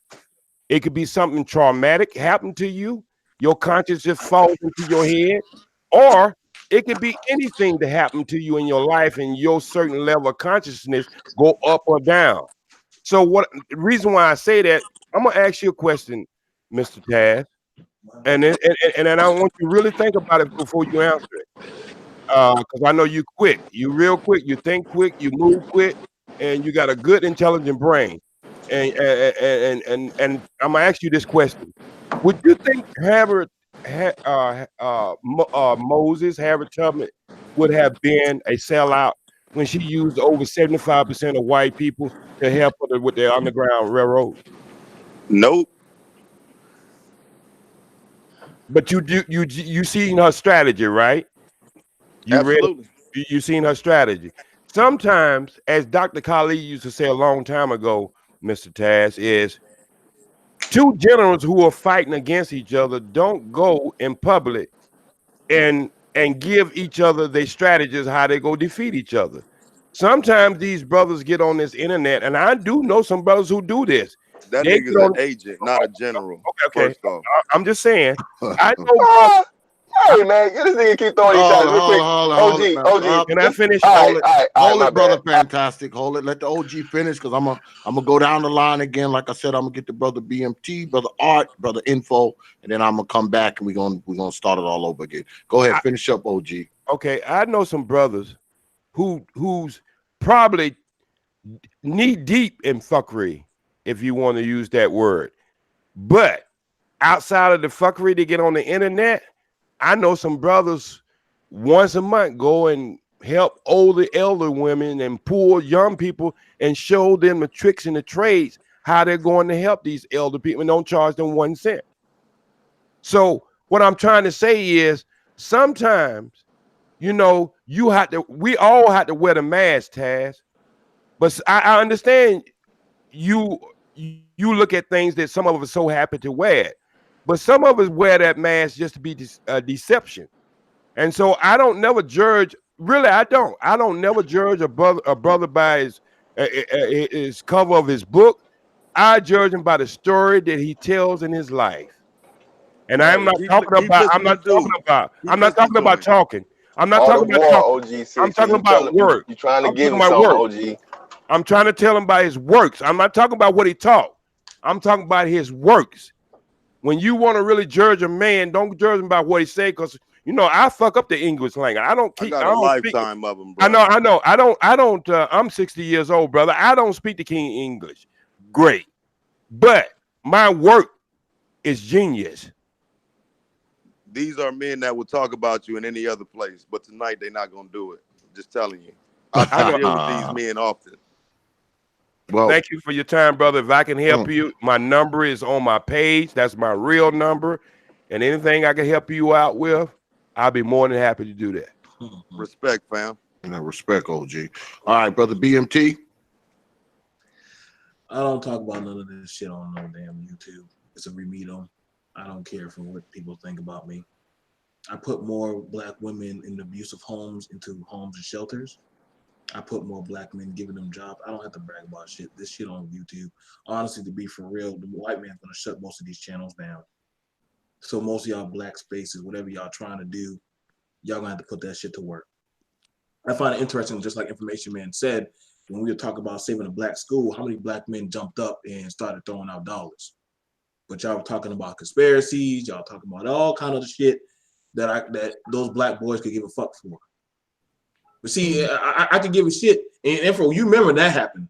You remember that. Let me just say this. We did a video about the school quiet. South Carolina. We try to promote the show.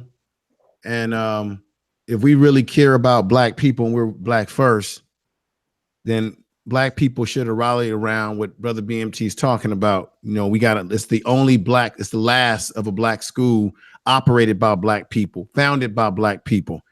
And the school, it looks like it's gone. It's going to be gone. And guess what? Where's the so-called black first support? Nowhere. None there.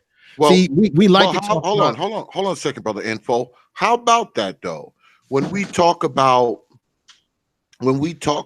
black first, yes, sir. What blacks are we talking about? Are we talking about the black people that we know?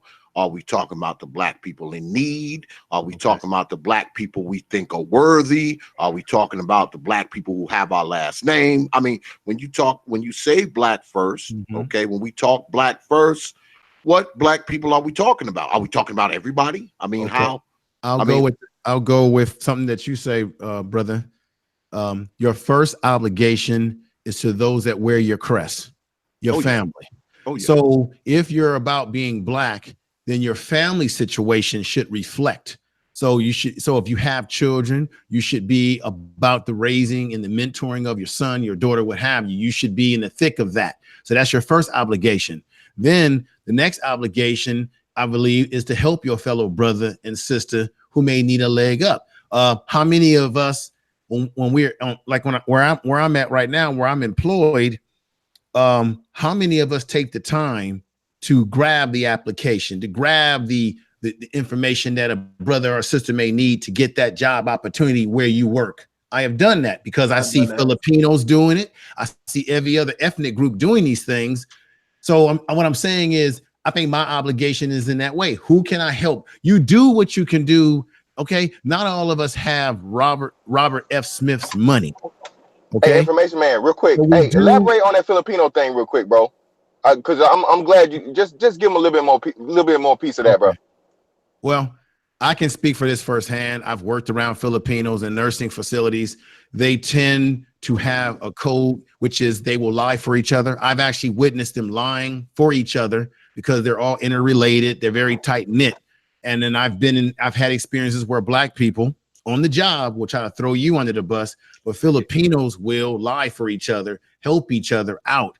And all I'm basically trying to say is that your obligation is to your family, and then whatever you can do for brothers and sisters that live in your community. And then if you're a member of an organization, whether it's your church, a fraternity, Masonic, or whatever you got going, and if you're doing things like getting in the community and mentoring young men, I think it's fantastic when you have brothers who have had experience in the prison system.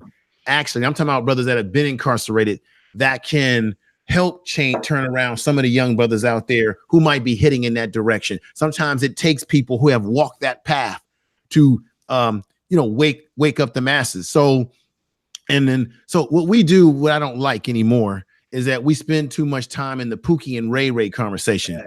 And I said this before on O'Shea's channel. When I was working over in the Sunnydale Housing Project area in San Francisco, we needed Pookie and Ray Ray to help us because they knew where all the hidden rocks were. It was the brothers in those communities who said, don't nobody mess with the alphas. Let the brothers do what they're doing. Don't fuck with them. They're working with our brothers and our sisters who we don't want to live the lifestyle that we're living. Okay. So sometimes you can't look down on brothers based on money. Okay. Taz may not have the money that Robert F. Smith has, but it does not mean that Taz and any brother on this panel could not do something, whatever you can afford to do, whatever it is. I believe it ain't about being black first. It's just being true to your people, yourself, and being honest. Like I said before, we get caught up in slogans and then we divide ourselves into these slogans. Okay. Now, if Taz wants to call himself black first, I respect him for that. I respect any man. Okay. But really, it's about what can we do? Okay. Information man. Yes, sir. There was a point that you brought up, about the thing with the job and so forth, and just a scenario, man. Yes, sir. Been in that situation where a brother needs, and you give him everything that he needs in order to get the job and so forth. But then when, it could be something as simple as, hey, when it comes to the reference point, dude, don't put me down as the reference. That's going to jack you up. They put you down as the reference. Then, oh, you a coon, man, because you didn't stand up for me. And it's like, dude, you're not understanding.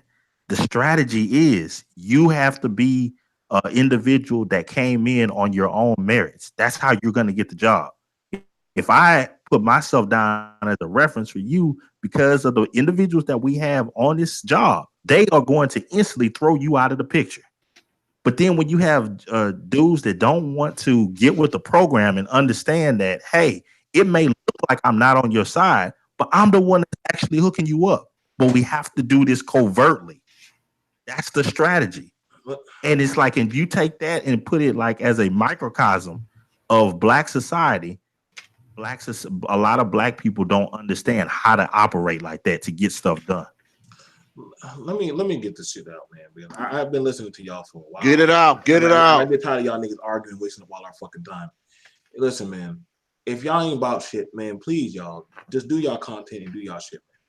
See, that's the problem with it. When we be talking about power talk on how to make fucking money, how to actually make moves, how to be on code, y'all want to go into nigga mode and arguing and all that dumb gravy shit. So that's why Black YouTube is getting shut down. Because when the men that do want to actually be taken serious and do want to say, I want to put out this shit and put some stuff out there, my message might not be for you. I understand that not all y'all want to come out of Egypt. I get that. So stay y'all asses in Egypt. If some of y'all want to come out, come out. If some of y'all don't, stay in there.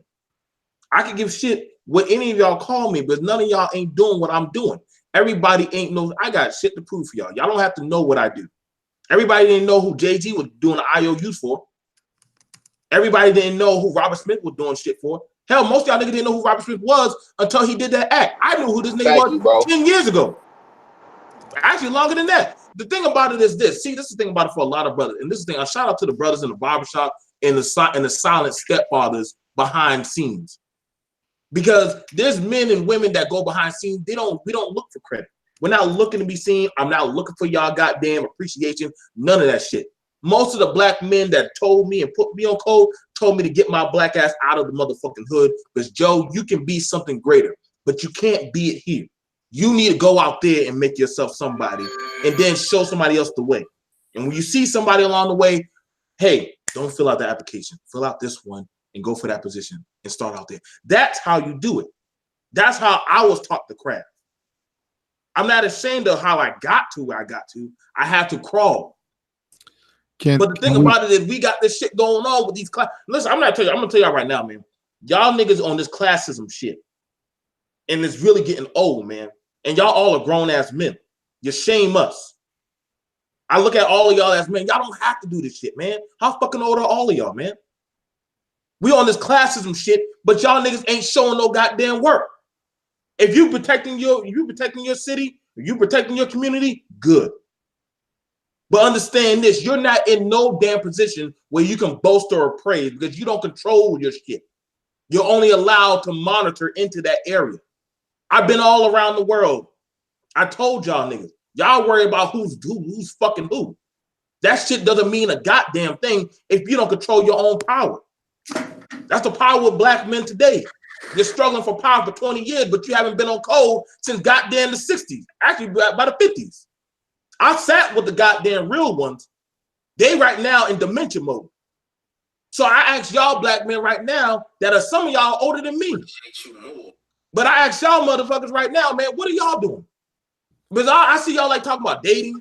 I told you, man, I got a lifetime of feeding the homeless. I got receipts for years of teaching. Anything you want to see, dog. But like I say, it's not respected. Okay, I know. It's not respected because white people ain't give me a degree. No. But okay. I'm glad you said that, Taz. But Taz, how many times have I said, show me the receipt? Have you ever heard me say that shit? Show me the receipt? No, you never heard me say that. I have. For me? It was in reference to a conversation we was having. Now, you ain't said it to me. Right. You said it in reference to those who speak like, you know what I'm saying, above shit that's really above them, because those who don't do the work shouldn't be sitting back judging others' work. Correct. You shouldn't be critiquing shit when you ain't got shit to show. Taz, Right. I want to ask Taz It's a true. question. It's true. Taz, me and you have gotten into few arguments here and there on panels. I have no ill feelings towards you. I know that your heart is in the right place. But check this out, Taz. Throughout all the different arguments or different discussions that we had, brother, I have never once made a dish video or did a video talking any shit about you or any disrespect towards you in a video that I'm promoting. I don't do that. We've wrestled on panels before, but I've never gone back to my channel and said, well, let me trash Taz. You know why, Taz? Because I know that the work that you do on your channel is necessary and that we do need to hear more positive things that black men are doing. So I know you're doing that on your channel. So don't think that a lot of brothers on YouTube are against you or want to go back in their cubby holes and make dish videos about you, because despite any of our differences that we've had, I've never done that because I don't roll like that. I don't think it's necessary. Men have arguments, men have disagreements, but I don't need to go back and make those type of foolishness videos. So not everybody. But information, man, you another one though with tangible work that we can see. We do disagree brother. on a lot of shit, but nigga, But you got work that we can see. I never do dish videos about you because I think that's a cowardly thing to do. But what I'm saying is, I can see your work though, bro. I have a level of respect for you that supersedes these conversations. You actually do work. I can look at you and say, I don't agree with what this nigga be saying, but he's doing something. He's actually out here trying to put a different message forward. My problem is with the people who you can't show any work, but they got you got smoke for every conversation. But I ain't seen you feeding no kids. I ain't seen you giving back. But I heard you talking about black women this, black women that. It's okay to date white women. It's okay to you got a conversation for everything, but you have nothing to show any work to point towards you progressing any of what you call your work. Where is it? I have a problem with that. Okay. All right. We've been joined by 1015. What's good, man? You want to chime in on this before I run down the gauntlet? After him, I'm gonna get back to Brother Fantastic, and we're gonna go to Brother Supreme, and we'll make our way back around the panel. Go ahead, Brother 1015. You there? Yeah, what's good, Prophet, man? Appreciate you giving me the link, bro. What's good, man? I just feel like, man, it's a little misunderstanding with this whole B1 logic, man. You know, I feel like looking out for the interests of black people. I feel like that have nothing to do with, you know what I'm saying, doing business with other races of people. I mean, of course we know we're gonna have to do business with other races of people to get where we want to be at. I mean, black first really isn't a strategy. It's more so like access granted to like certain resources that I might have been able to make just networking with people and just like out of the hard work that I put in. If I feel like I want to use my resources to help people that look like me or people that I know haven't had this type of help just due to the history of America and due to like the perspective that like I say like a Jew might have or an Asian might have. They might be Asian first or Jew first. Like I just feel like it's the same perspective. I'm not saying that like we should be like just totally cutting them off, but I just feel like we should put the interests of our people first ahead of anybody else. I feel like if we hiring people, we got power to employ somebody. If we do using this B1 concept, then we should employ the brother that meet the qualifications. I feel like that's the B1 concept. I don't feel like B1 means I'm only fucking with black people. I'm not fucking with nobody else. I don't think that's what B1 means. Okay. I'm gonna go back to Mr. Fantastic. Now when Brother Supreme came to me and he wanted me to host this forum, right? And I assume that you and Brother Supreme share the same perspective on the whole, black first thing, right? So why do you think brothers like you and brothers like Brother Supreme, why do you think that you guys, do you think that you guys are the minority amongst black people? Do you think Almost you're the definitely. minority? Almost definitely. Why? Again, Why? well, because I think the thing that me and Supreme King Koon share is we've had the veil lifted. You know, as a black man, you're told all these you know, these wives' tales about, you know, how you gonna be dead before you're 21. Everybody's out to get you. The cops gonna get you. You know, you're gonna be shot in the street. If you deal with some other woman, she gonna lock you up and put you in jail. What you come to find out is all those things are lies. And more likely than not, 9 times out of 10, the first person that's gonna be to screw you over in life is gonna be somebody that looks like you. Mind you, I know that isn't limited to just black people. I wouldn't say that by any means. But again, when you look at the numbers and you look at the statistics of things, black people take it to the next fucking degree. All right. And going back to what the brother OG60 said, you know, I don't think, again, people really don't understand. Again, niggas don't understand power. All right. And let me rephrase that. A lot of black people don't understand power. I'm not gonna be disrespectful. I don't want to say that. So a lot of black people don't understand power. And what he alluded to was strategy, tactics, and things like that. And being that, you know, they're unable to really think on those levels. You know, when you try to, you know, let them in on those secrets, oh, nigga, don't want to hear that shit. You don't want to hear you talking about. So you with the white man, you want to be one of the white folks. Well, again, in order for you to learn your opponent, in order for you to defeat your opponent, you must understand them. No wise general goes into a war blindly with no strategy, no tactics. All right, without teaching his soldiers what they need to do in order to overcome the enemy. And again, we have people speaking on generals when they have absolutely no understanding of military strategy or strategy in general, and that's hilarious to me.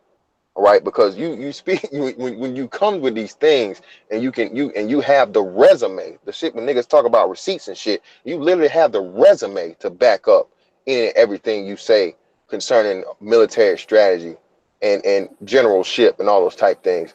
Niggas are gonna tell you what, it's not enough. Even if you do go out here and you feed the hungry, you this, that, and the other, you mentor children, you do this, you know, niggas gonna tell you, oh, well, that's not enough. Oh, well, you didn't do this, like blah blah blah. And you see this again, and that's why I say you can't go by this, man. This shit is a sham. This whole B1 shit is just a fucking, hey, are you doing what I want you to do?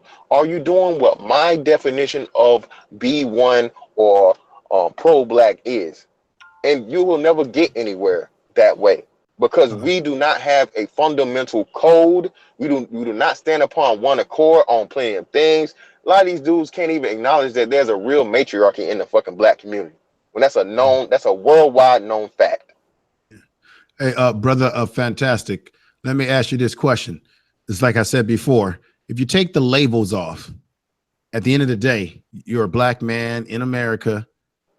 Would you agree or disagree that based on where your heart is, what your values are, if you have the values to love your people and you want to do something and get involved, you're going to do it. See, I just don't believe that even though people want to use the labels, I'm not going to criticize them. I just personally think that it's really not about the labels. It's really about your action. And if you are for your people, it speaks for itself. And again, I agree. When you look at a brother like Robert A. Smith, which, by the way, I've met him. He's a member of my organization.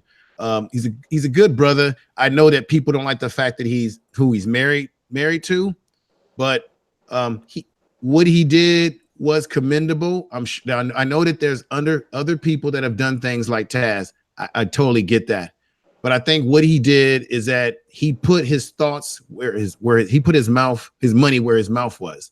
And he did something. Not just his money though. Look, and BGS attested to this. Yes, there was somebody else that attested to this.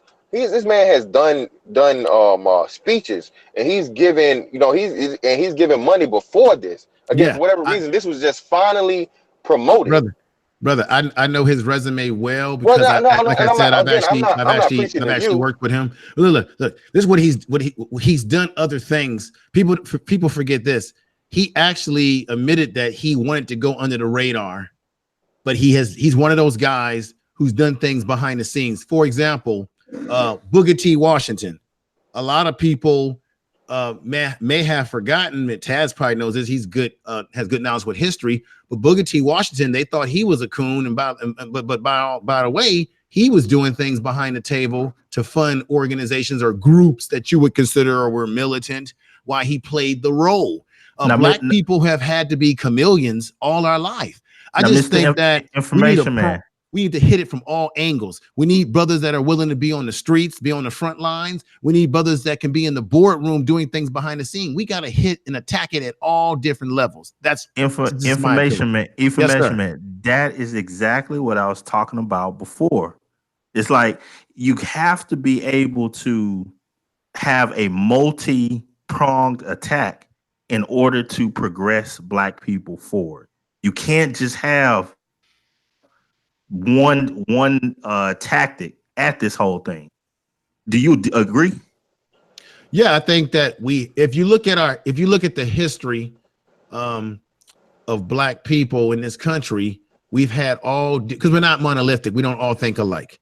So the richness of our culture is that we all have different ways we approach things, and history has shown that all our different leaders, sheroes, and in our Black hero males, they all had a different approach. Malcolm X had a different approach than Dr. King, but they were all necessary. Okay, A. Philip Randolph was very necessary. What Paul Robeson was doing was necessary. Whether it be entertainers that stood up, they all did something that was necessary. These niggas ain't necessary. But wait a minute. That's where I agree. That's where I agree with Taz. Not every Negro is necessary, because some Negroes are going to try to hold you back. But yeah, but at the same time, telling the shit that white people do is not helping them progressing the black fucking condition in any way, shape, form, or fashion. Can I say something right quick? I'm about to jump off. I can't do this double talk shit. So ain't no double talk shit going on. If talking about Black people, if talking about white people don't do nothing to help the Black collective, then stop telling motherfuckers to study your enemy dumb shit that you just said 5 minutes ago. 5 minutes ago, you sitting here talking about studying enemies. Talking about and creating strategies and shooting things. You're proving my point. You're proving my point. You're proving my point. You don't understand what it is. You don't even know who your enemy is. You have no idea what your enemy's doing. You obviously don't, sir. You don't even want to deal with white people. You don't even want to have an interaction with them. You want to exclude them completely. Those are from your mouth. Different.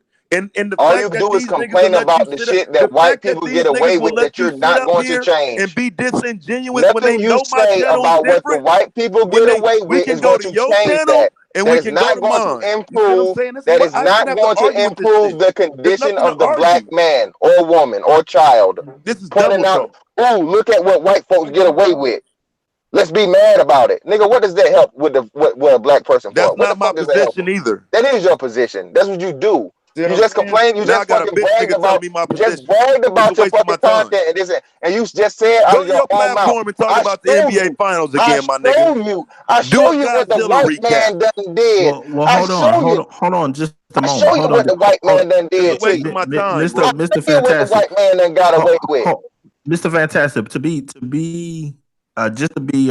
To be clear, I really want to see what Taz says so far as what is the long-term goal of what he's trying to do. That's something that I'm trying to understand. What the fuck I'm gonna tell some niggas that ain't down, that's up here trying to excuse, see him, see that? He's getting the opportunity that he goes with the emotional shit. Again, I just told you, he proved my point. And Koon, Supreme King Koon, he proved my point. And it's not enough, right? Again, when you give the nigga the opportunity, like I said, they always do this. This is why this is full of shit. These niggas are full of fucking shit. Whenever you give them the chance to actually fucking tell you what it's about, or so on and so forth, what these niggas are gonna tell you is, oh, nigga, that ain't about enough. Or you ain't no real nigga, so I ain't gotta tell you. I ain't gonna talk none of you lame niggas, you coon ass niggas, you this, you that. And again, these niggas don't want no fucking progress, bro.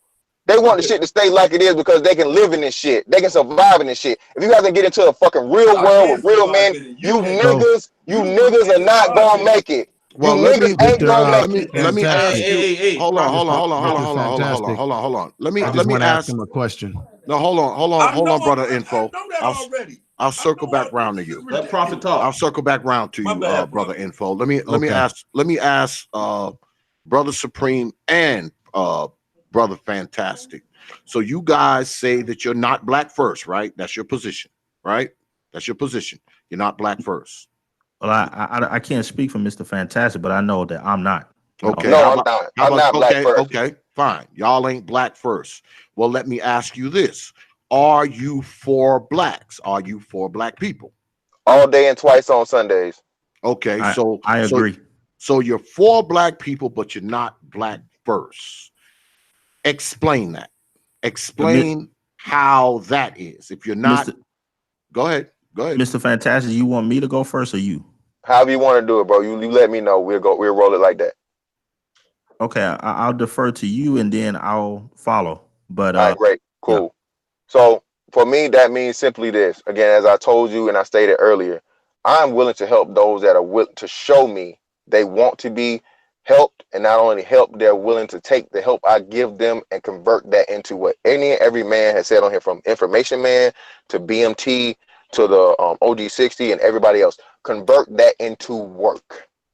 Not just take the shit I give you and sit on it Motherfucker, and I'm the throw it only away nigga showing and work throw it on here. away and Will throw you it not get away. about And that? again, look at this nigga here whining Man, and this shit is crying annoying, at a man. fucking like It a ain't fucking child the nigga while I'm on here speaking. showing work. As I said, and Man, when fuck you you do niggas, it, man. This it's shit. never gonna be enough for these Go niggas, on, go bro. on vacation, Taz. Go on vacation. Yeah, again, like I said, bro, I'm all about, and I've told you, and I said this when my opening fucking statement. I am all about helping the black man, the black woman, the black family, the black cause. We need to get out of the fucking condition we're in. As Gab says, I always give him credit for this shit, bro. We are sick, and it's really fucking sad at what we are in, and the shit that is so deeply entrenched. You can blame it on society. You can blame it on a lot of different things. All right, it's no one person to blame. I'm not saying like you niggas ain't got no excuse. You just make it. No, I understand that, man. It's extremely complex things that you should be. I can empathize with and sympathize with because I'm a fucking black man. I don't. I've been living on this earth for 35 years as a black man, and in the fucking compound at a big ass black man. All right, so I understand what it's like to be treated like a nigga. All right, on the job, out in public, so on and so forth, so on and so on. I understand what it's like for motherfuckers to act like they give a fuck about you, but they really don't. I know these motherfuckers don't give a damn. I'm just a nigga to them. I understand all of those things. But at the same time, like I said, I'm not going to waste my time on adult men and women that all they want to do is be satisfied with where we are, but they want me to come and give them all of my fucking knowledge and hard work and things that I fucking earned and I had to fucking go through in my motherfucking life and give it to them for free for them not to do anything with it. Or just them to live off okay. my back and come up off of me. All right, So you got it, Smoke. Mr. Fantastic. What do to follow that Hold on, question. hold on, brother 1015. Let brother Supreme go, then I'll circle around to you. Go ahead. So to follow the question about not being black first, but being for black people. Um, in a similar light to Mr. Fantastic, I'm on the whole thought of I'll support black people that are making smart decisions. I can't support individuals who are going to constantly want to siphon or be like a parasite to other black people who are actually making good decisions for them and their family. Information Man said something at the beginning that I totally agree with. My very first obligation is to my family, my clan. And if I'm going to give resources to any individual that's outside of that, that person has to show me that they are willing to make good decisions with the resources that I'm giving out. That resource could be time, it could be money, it could be energy, but those are all things that comes at a sacrifice to my family. So I'm not going to just because your skin tone is black, I'm going to give those resources openly to you just because. No, that's going to my family first.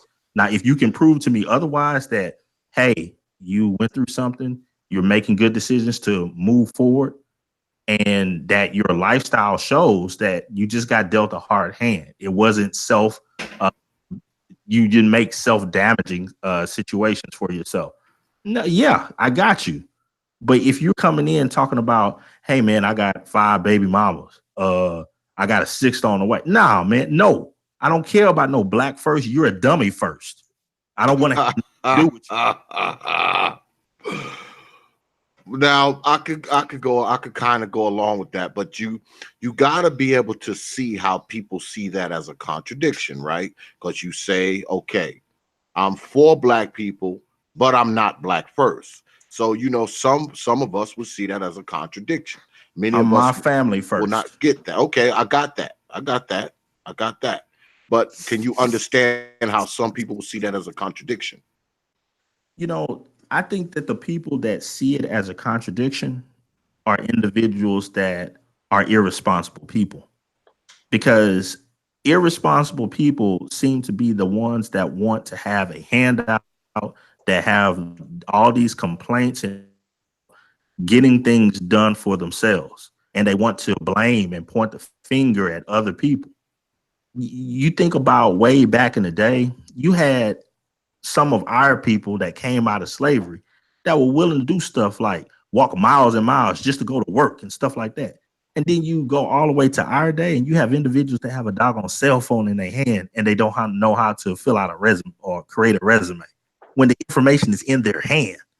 And then they want to point the finger and say, oh, it's white supremacy, why I can't get nowhere.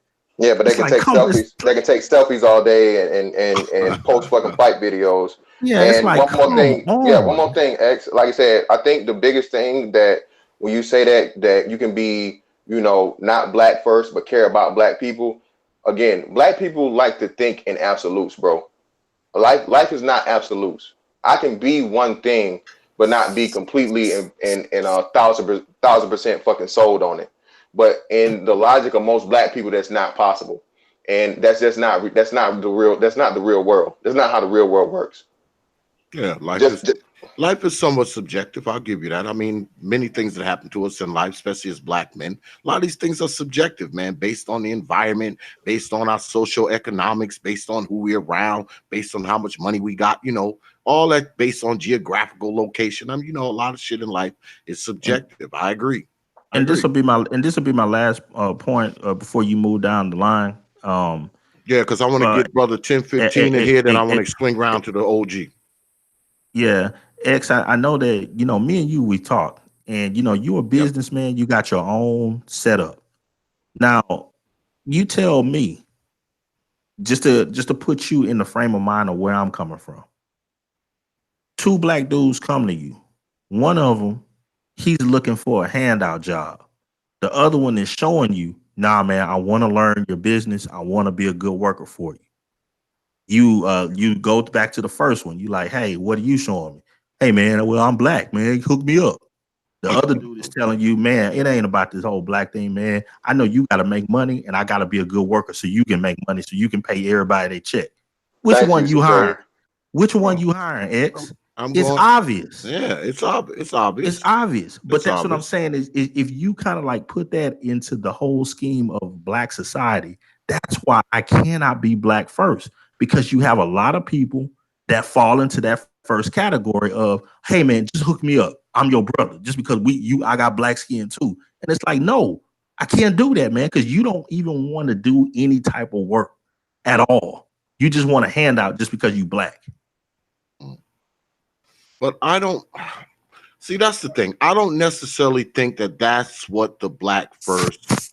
I don't think that's the ideal of black first. I think it's sort of it's somewhat of an ideology, of course. It's a mind state, of course.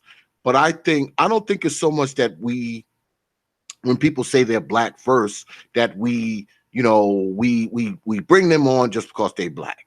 Okay, this person black, we don't care about his qualifications, we don't care about how she lives, we don't care about how many kids she got, we don't care about none of that shit. I don't think that's what black first is. At least I hope that's not what it is.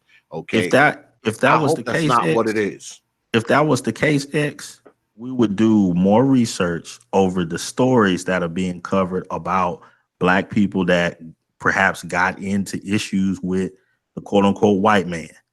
It comes to a thing of, oh, we saw this story, oh, it's a black man, it was a white man involved. Oh, we automatically support the black man, no matter what he did. No matter if he was just the worst criminal on the face of the planet, Thank it you. don't matter. He's black first. That's a black man Yep. that got done wrong by a white. March in the streets, get And your it's like, picket signs, all yeah, that and dumb shit. it's like, no, that's another reason why I can't be black first, because it's Supporting like, these fucking domestic if terrorists. this dude was a legitimate criminal, I'm not gonna go to the mantle for him. It ain't gonna happen. So do you brothers think that the black first thing is sort of like, is it sort of like the Hotep movement? Is it sort of like Yes. the conscious movement, where do you think it's just another device to give black folks cover? Is black first a way to give black folks cover? Do y'all believe that? It's exactly what it is. Black First is the 2010s version of pro black that started back in the 2000s. This woke shit, man. Again and again, bro. Black people need support each other. I was just on a panel today with brothers, nothing but brothers, especially black men. We need to fucking have a coalition, and again, create a code and have this shit to where, like, if and when we can have disagreement or so on and so forth, it's respectful. We mix up the the ideologies and go from there. At the same time, with that being said, though, we are fucking men. So if and when the shit does get out of hand, and a man returns fucking fire in like in kind, hey, it is what it is. Again, you can try and be respectful by all means. Go Mr. ahead. Fantastic. My very last thing. I know everybody else got to get on. I told the other side, like with Cerulean Gray and Mr. Faulkner. When you come to me with movements and different ideologies for black people, if you can't present it to me in writing to where I can read and actually see what are the doggone definitions of what you're saying, what are the standards that you are trying to push forward, I don't want to have no part of it, because I'm never going to follow something that's just word of mouth. I think that's the most stupidest thing that anybody on this planet could ever do. Because you can change the rules at will, and you can make it what you want it to be for the day, for the day of the fucking weather. And that's the issue with the shit. Perfect point, Supreme. All right, I'm gonna go over to brother 1015 because he's been waiting for a while. Go ahead, brother 1015. Man, at this point, bro, like I really ain't got too much to say because it's kind of hard to conversate like this, bro. Like to where it's like you got to sit here, bro, and hear these dudes jump from topic to topic to topic. You know what I'm saying? And like you not being able to interject and like kind of like dispute what you need to dispute, but another man can jump in and pretty much throw in his 2 cents as well, as long as he's agreeing. So it's kind of hard to just like stay focused on one topic with it. But when it comes to stuff as far as what was they saying, not helping degenerates and stuff like that, and I keep on hearing Mr. Fantastic talking about stand on code. I feel like B1 being black first is a part of the code, should be a part of the code that needs to be established. Being black first should be a part of that, and also not just helping anybody should also be a part of that code. I feel like what's understood don't need to be explained. I mean, if we move in a certain way, can't just anybody come over here and fuck with it. So there's going to be standards that you got to abide by to even be a part of it. So of course, just any old person can't get help because everybody ain't gonna want to abide by all of the rules on the code on the code to the code. So I feel like a part of the code should be being B1, just black first should be just like helping your brother when you can help your brother financially, mentally. Don't throw your brother under the bus. If you can help that man progress, put that man in a position of progress. Like me, like, because he talked about just, I heard Supreme Koon say something about just meeting somebody on the street, like meeting a black person on the street, like, hey man, I know you, bro, like, just give me a job. Like, see, that ain't even how it go. Like, see, for me, I work for my family business. We have our own business. We hold events like on Eventbrite. So just don't anybody just show up to that shit. And the people that do show up know that they got to go through training before they can even accept the job. So we gonna already know what type of people we dealing with by the time they make it through the training. If any of them can even some people make it through it, but like everybody don't make it through the training. But like before they even make it through the training, we gonna know like what type of people they are. Not just because we gave you this training don't mean that we gotta put you on. But if we rocks with you, then we will put you on. Of course, family first. Of course, the family gonna be first off top. That's why I feel like some people have a problem with like the interracial marriages, because we'll have a black man saying like his family come first, but it's like, but you married to a white woman, so now you integrating white people into it because you family first, so these white people automatically come first. I mean, I really don't have a problem with who people fuck with. Like, do whatever you want to do. Do whatever you want to do. When I was born, this shit was already some shit that was happening in this world. So if it changed, it changed. I really don't care. But when you're married to a white woman and you family first, and you feeling like all your resources, everything you got is going to your family first, you're integrating white people into the equation. So that's why some people, or Asian people, or Puerto Rican people, or whoever you want to make babies with outside of the black race, that's why some people may have a problem with it. But Quick question, bro. yeah, Quick question. man, You like got this a whole, you huh? said your family owns a business, right? Yeah, All right, and you say you guys provide training of some sort, correct? yeah. Is that training exclusively to black people only? No. So by definition, you're not B1 How? because you're opening it up and you're doing the exact same thing of allowing, not only allowing other races in and giving them the same opportunity as another black man, which you in that case, you're giving them the skills to take a job from another black man or black woman or black person in general. Okay. I mean, So they not don't. only are I you don't letting have them to in, you're employ. providing them with a I skill. don't You're have to providing them. employ them. I don't have to employ them though. Doesn't To matter. be You don't matter employed. if you employ them or not. You're still giving that skill, sir, And to someone that's not black, indeed, I and am. you're making them I'm not competitive. racist, Hold up, sir. well, hold up, I'm not real quick, racist. real quick. And you're making them competitive in a environment where you guys state your side says that white supremacy is king, right? The white man's gonna look out for the white man. The Asian man's gonna look out for the Asian man, so on and so forth, right? So you're actually doing like a double and I mean, so like, triple. what do white supremacy have to do with this? Well, everything, because again, B1 is juxtaposed to white supremacy, correct? No. Well, that's what Tad said when he was on here. But okay, we'll throw that out. So but okay, but even still, let's throw the white supremacy thing out. Even still, white supremacy aside, B1 is still the black man being first and the black man being supreme in the best possible situation, correct? All right. So me giving training to a white person is not putting a black man first. Of course not, because again, not only did you let him How? into your business, again, you not only did you just let him into your business, I didn't you let him just into gave my this business. man What are you a talking skill about? set. You gave him a skill set, sir. You say you guys do training, But I didn't let so him into my business. I didn't say that. I didn't tell you that I have to employ these people. What are you talking about? well, that's still a part of your business. Whether you employ them or not, you say you guys providing training. I'm Yeah. assuming that you either charge for that What they training do with or that you. is on them, dog. And what they do with that training is on them. Yeah, but Like yet I still, said, we go to you're different the motherfucking source event. of the training, sir. Why don't you close the door and say, hey, if you're not We black, put shit go on away? event. Yeah, we put things on Eventbrite. We put things on Eventbrite. If fucking a Mexican show up, if a motherfucking Asian show up, what the fuck I say? Well, oh no, like no, this training is not available Well, if for you you. B1, yeah, But that's by everything I've heard dude, from that sounds stupid as tonight's fuck. Like that account. ain't Oh, got nothing to wow, I'm do with glad you being said that, B1, bro. sir. I'm so That ain't glad you got said nothing to that. do with being B1, bro. It That definitely, ain't got hey, nothing to do with being So, B1. earlier well, on, the progenitor of the B1 logic said that the black man is first and he don't want to work with none of these other people. There's no need to do it. All this other shit. You can run the tape back and hear it for yourself if you missed it. so is that what you think B1 is, brother? Fantastic. Where you just, you shut out everybody else. It's all about black folks. You don't let white folks in or Latinos in or That's Asian how it in. was explained to me. And again, that's a big problem in logic. We've been Supreme King Koon has said it. Information Man has said it again.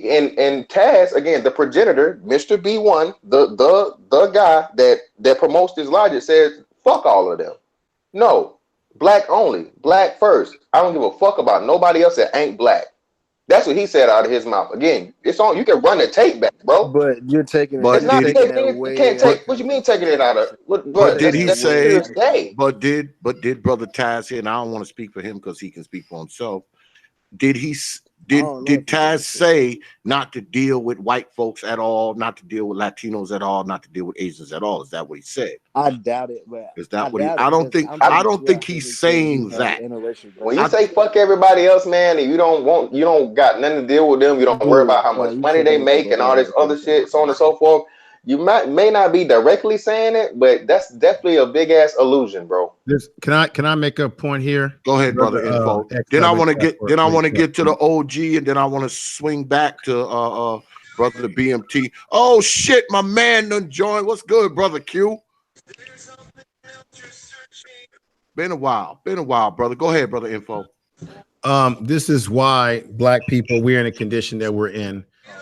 We know that the Asian man, we know that the Mexican man and other race of people are first when it comes to their race and their culture, but they still are willing to deal with. Can someone turn down their sound if there's Somebody got some music playing? So we know other groups are first when it comes to their culture, but they don't mind taking our dollar. Why can't black people have the same ideology that, hey, I'm willing to deal with these other groups because the goal is to take that money, to take that resource, get the land, build something? Because Asian man moves into a black neighborhood, not because they like black people. They know that you're dumb enough to give them your money. So that's what other groups are already doing this. They are first when it comes to their culture, but they'll take your money. Black people, we have not seemed to learn that lesson for ourselves that yes, we should be for the betterment of ourselves, but we do know we live in this world called America, which we do have to interact with other ethnic groups. So we should be about how can I maximize that money that's going to also come back to my community? Because when the Asian man and the Arab man opens up a store in your neighborhood, guess where he takes his money back to his community after he takes your money. And he don't necessarily like you, but he's willing to do business and transactions with you that benefit him. Why can't we do that? Out in there, brother. I agree. OG, you've been listening to the conversation. You've been around longer than all of us. I mean, what you think about all this, man? What do you think, OG, about the whole idea of, not really dealing with other folks, other ethnic groups, but taking their money for the betterment of black folks? Is that black first? Well, I guess I think different. Can everybody hear me? Mic check. Mic check. Yeah. Can everybody? I can hear you. You're good.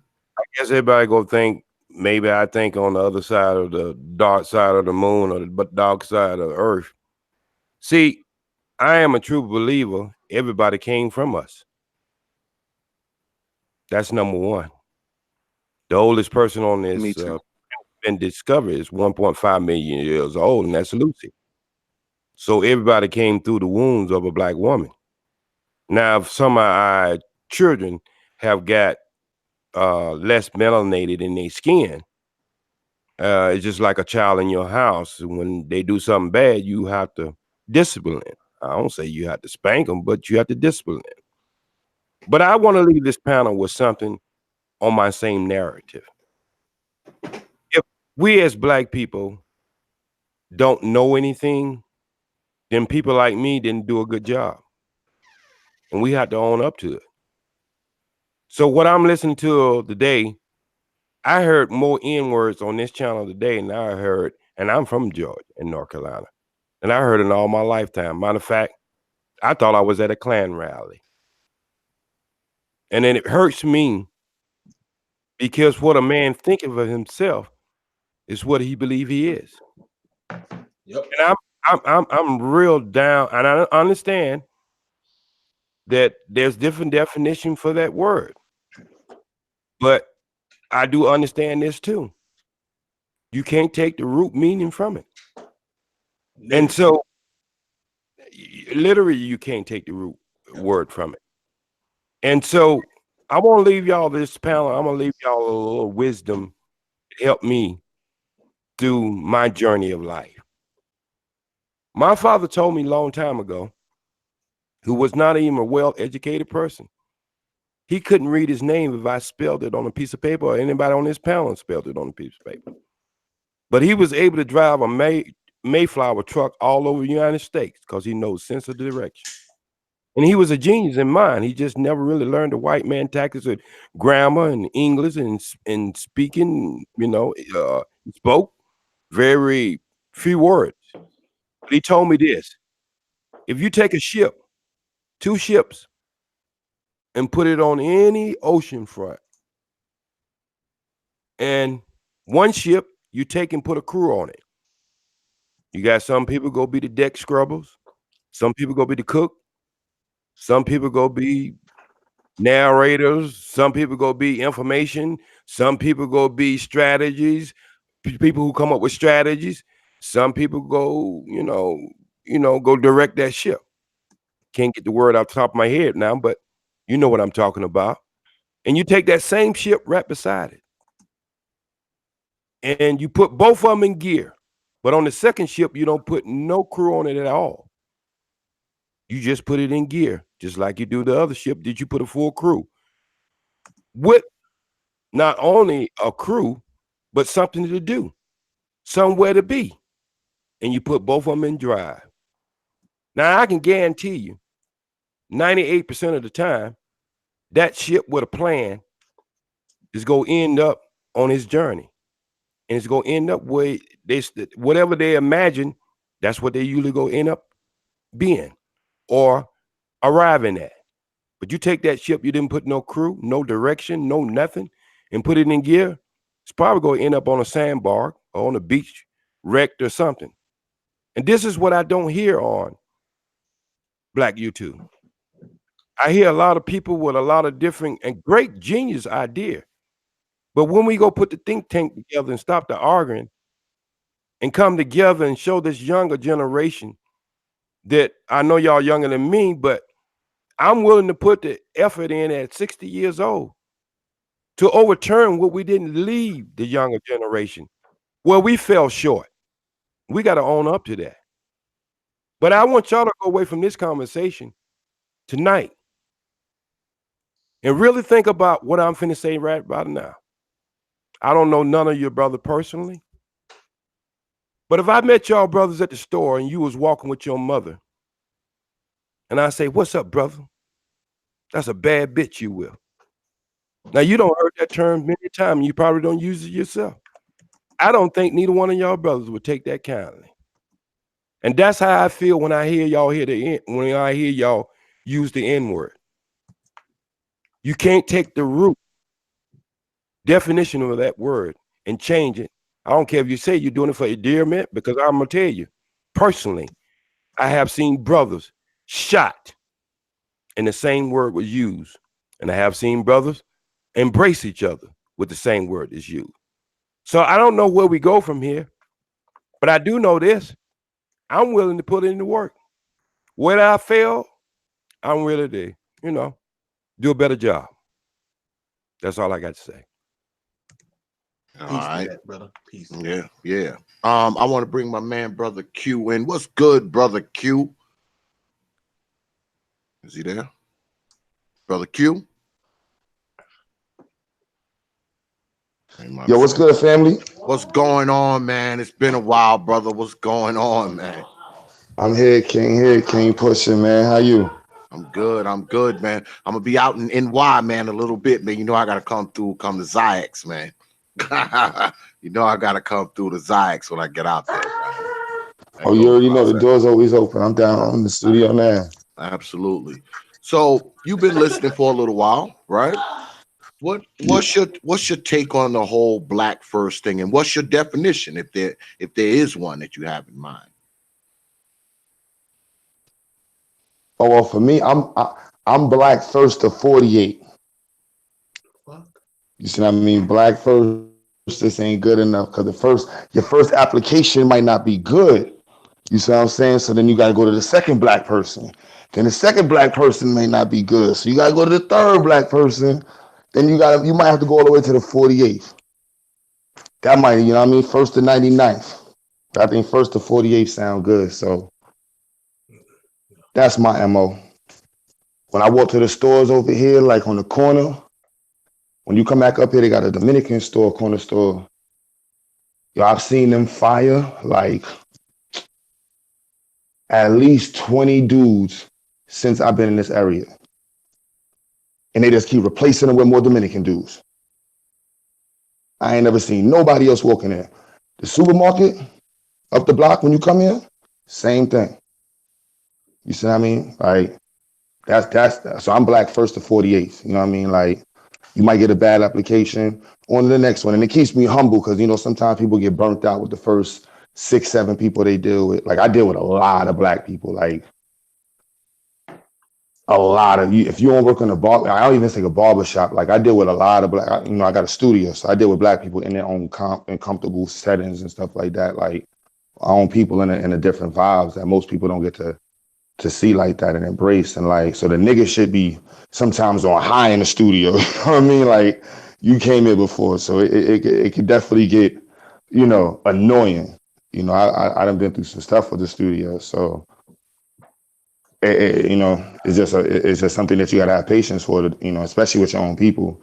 So that goes into the matter, you know, the part of being, you know, black empowered. You know, understanding that black empowerment requires you to understand your people and come from a place where you know that you got to help yourself, and then helping yourself is in developing your community. So for me, when I first started my a GED program, it was because a lot of the clients who were coming to my studio unfortunately didn't finish school, and it was a direct correlation between them having employment and them having an education. You know, and for me, it was like, look, if I can help y'all get your education, y'all gonna eventually get better jobs, which is gonna be able to make you have more discretionary money to be able to spend in the studio. You know, and so, you know, the things all coalesce together. You know, you develop your community. It's the same thing with the banks. You know, the banks right now, TD Bank spends millions of dollars into educating college students and into bank home ownership, into small business ownership.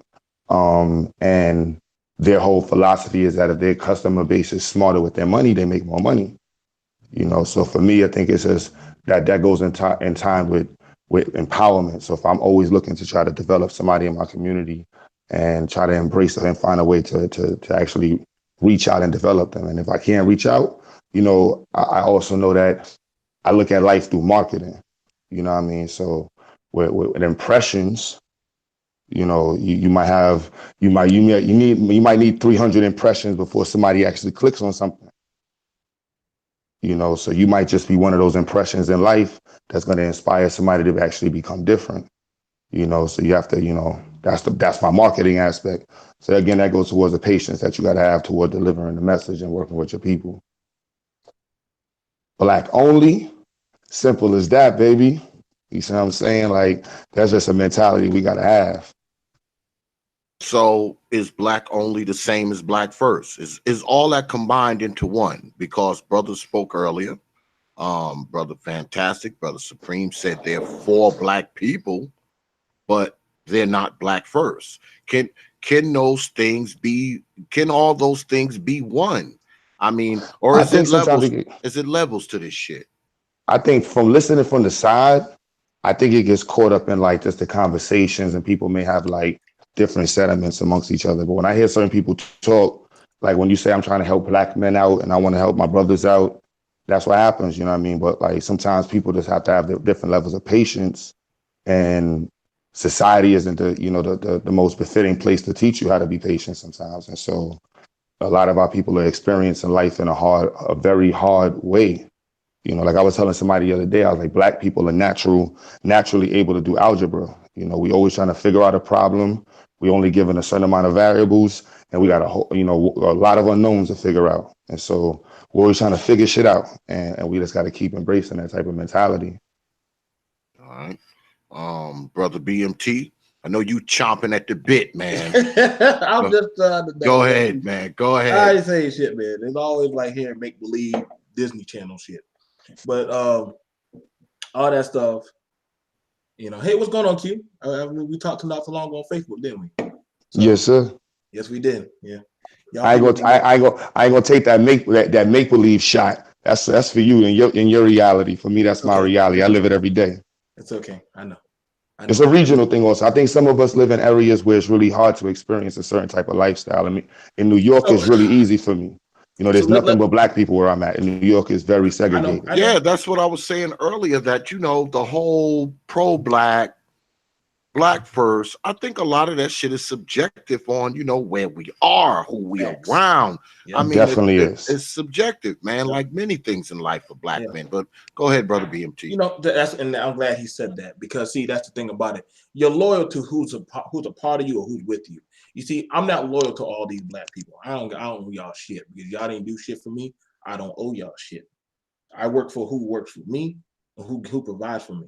If you didn't do shit for me, because understand this, like I said, if that's the case, then me as a Gullah person, for black people, for black soldiers to have betrayed us, I wouldn't fuck with black people like that. I would understand that, but that's honestly what we teach in our heritage, about how black soldiers marched in and said that they were with us, and then they started killing our women and children. But see, I guess that was black first at the time for a lot of black people. But see, well, Eddie, could you mute yourself? Mute yourself, man. My bad.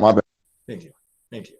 See, but the thing about it is, I try to tell black men, do what you can, when you can, how you can. This black first thing is a label. It's a trend. Just like when we heard for conservatives, red wave and all shit. And I honestly tell people, black people, you try too many times to be part of waves and facetious groups. I done traveled the world to Africas and all and all throughout the Caribbean and stuff, and I fought. I've seen different fights. I've been on different forefronts, from peace to war to love to violence. And every black man has some type of code of ethic to who he's loyal to. And I ask black men, so what are you doing today? Because when we talk about this stuff, it's all good and dandy until it comes down to the ultimate de facto resources, money. And let's be for real, everybody ain't made to be a soldier. I agree with the OG J Speed when he says there's different strokes for everybody. Everybody has a place. And I think that's the problem that we got going on, because I watch too many brothers, y'all judge and y'all try to shame people because of where they're at in life. See, you got to ask yourself who's loyal to you and who's for you. I'm not going to listen. Y'all all don't deserve my love. You damn sure don't deserve Prophet's love. You damn sure don't deserve what most of y'all brothers provide. Now, to be real with you, and I gotta bite back, because Malcolm X said this perfectly. Malcolm X, a white woman walked up to Malcolm and said, "I would like to donate money to your cause." Malcolm told the white woman, "Thank you, but no thank you. If I take your money, it will no longer be my cause. It would be our cause. If black people are going to fix their situation, it has to be something that we do." And you see, that's the problem with black people. See, we move the goalposts too many goddamn times. And when you move the goalposts, see, then right there, it gets lost in the translation. I respect the older black when he openly said, listen, at some point, we failed y'all because we didn't pass on the knowledge that should have got passed on. Not everybody did it. And I believe the brother, he did his best he can, but he's just one man. This is the problem that we got going on, because I don't agree when we be trying to tell and give certain narratives and certain scripts and shit. I don't like when men be trying to judge another man by his walk of life. If he couldn't make it in the community, well, actually he left the community and did better elsewhere, we call him a sellout and a coon. But then you'll say when his child does well, oh, he's black. Wait. So now you include them into your talking points, but you call them a sellout, but their child did something, and because they're of a pigmentation, they belong to y'all. See, that's that disingenuous bullshit. Because not too long ago, they were calling Tiger Woods a sellout, but then they pulled up a video of Tiger Woods when he was a young man. He said, "I do what I do to get into the Masters, so that way more black people would get in there too. So I have to play harder than everybody else." But you know what's funny? Everybody called Tiger Woods a sellout, but she had a white wife. And it amazes me how we pick and choose all of a sudden to these narratives who's on your team, like y'all niggas are the Avengers or some shit. Like all of a sudden y'all got some kind of damn league or category. First of all, until y'all start banking your own type of money and shit, and I mean, shout out to the brothers and who are doing stuff, but y'all gotta understand, man, why don't y'all start setting up your own goddamn system? Start setting up your own system, be ready to take some L's and work your ass from the ground doing what? If y'all don't like the white man so much and y'all want to be black first, like y'all say y'all are, then take y'all ass out there, go build a compound, go open up a marijuana farm or some shit, go do something and build up your own goddamn system of money. Then you can talk your shit. Do you acknowledge the fact that, you know, black people have done that even as recently as like, and were firebombed in Philadelphia? When did they do that? 1985. Okay, that's not recently. That's not recent. If you no. When you say recently, like I'm talking about, don't talk about That's the 34 years, bro. Yeah, you. What's yeah, the you see what I'm excuse for saying? not? Like he's like Then- recently. No, I'm like, hold on. When he we just say, like moved the goalpost, like, hey, no, like, hold on. When we say move the goalpost, brother, right? yeah. 35 years is one lifespan. So Nigga, I'm that not wasn't our speaking. lifespan.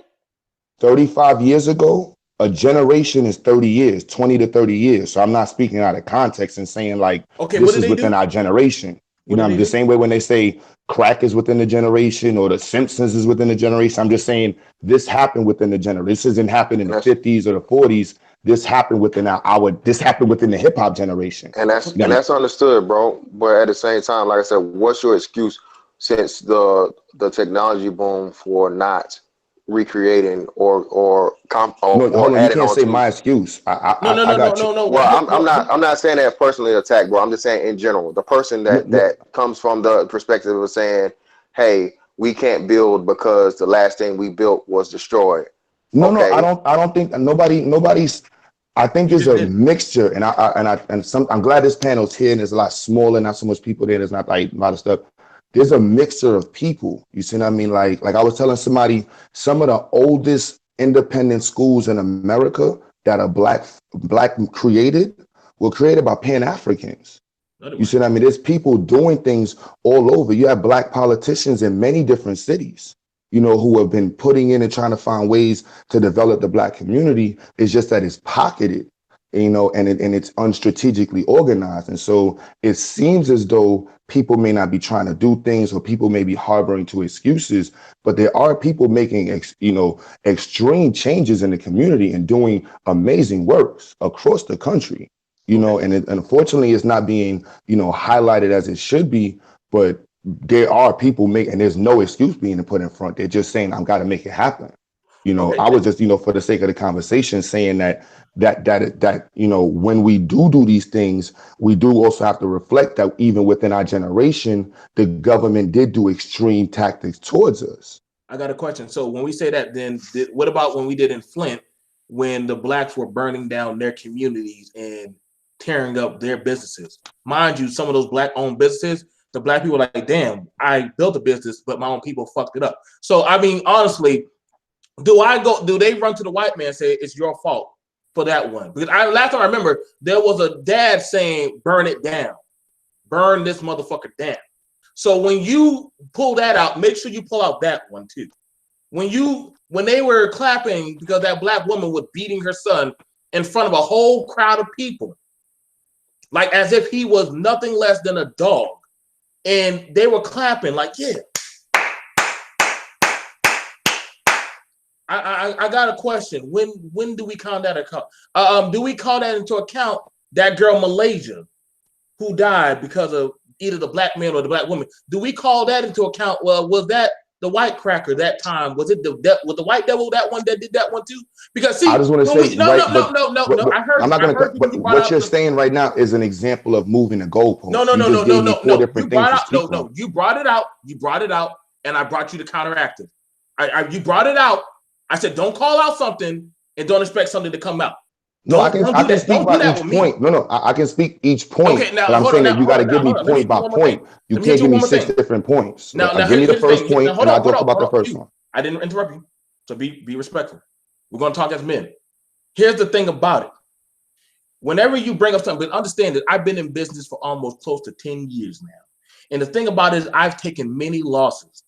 I invested. Where's your business located? Where's my business located? In South Carolina, J.R. Johnson LLC. I've been building houses, flipping homes. I've also been helping veterans get onto the VA as well as Social Security. I've been helping black men and women. Actually, don't matter what color you are. I've been helping them get into homes when they come out of the abusive situation. Trust me, I don't need this YouTube shit to make my bread. This shit is remedial to me. I did this shit for 1 year. I'm already over 12K. See, they understand that I do this shit so that way brothers can actually network together and actually get jobs. But see, the thing about it is I don't have to say I'm black, this bullshit. I just say I am Joe Johnson. See, the thing about it, I don't have to go about this 48 shit. I'm just Joe. I've traveled. I've been to Sudan where I've seen black children whipped and beat like dogs and sold for cell phones by other black men.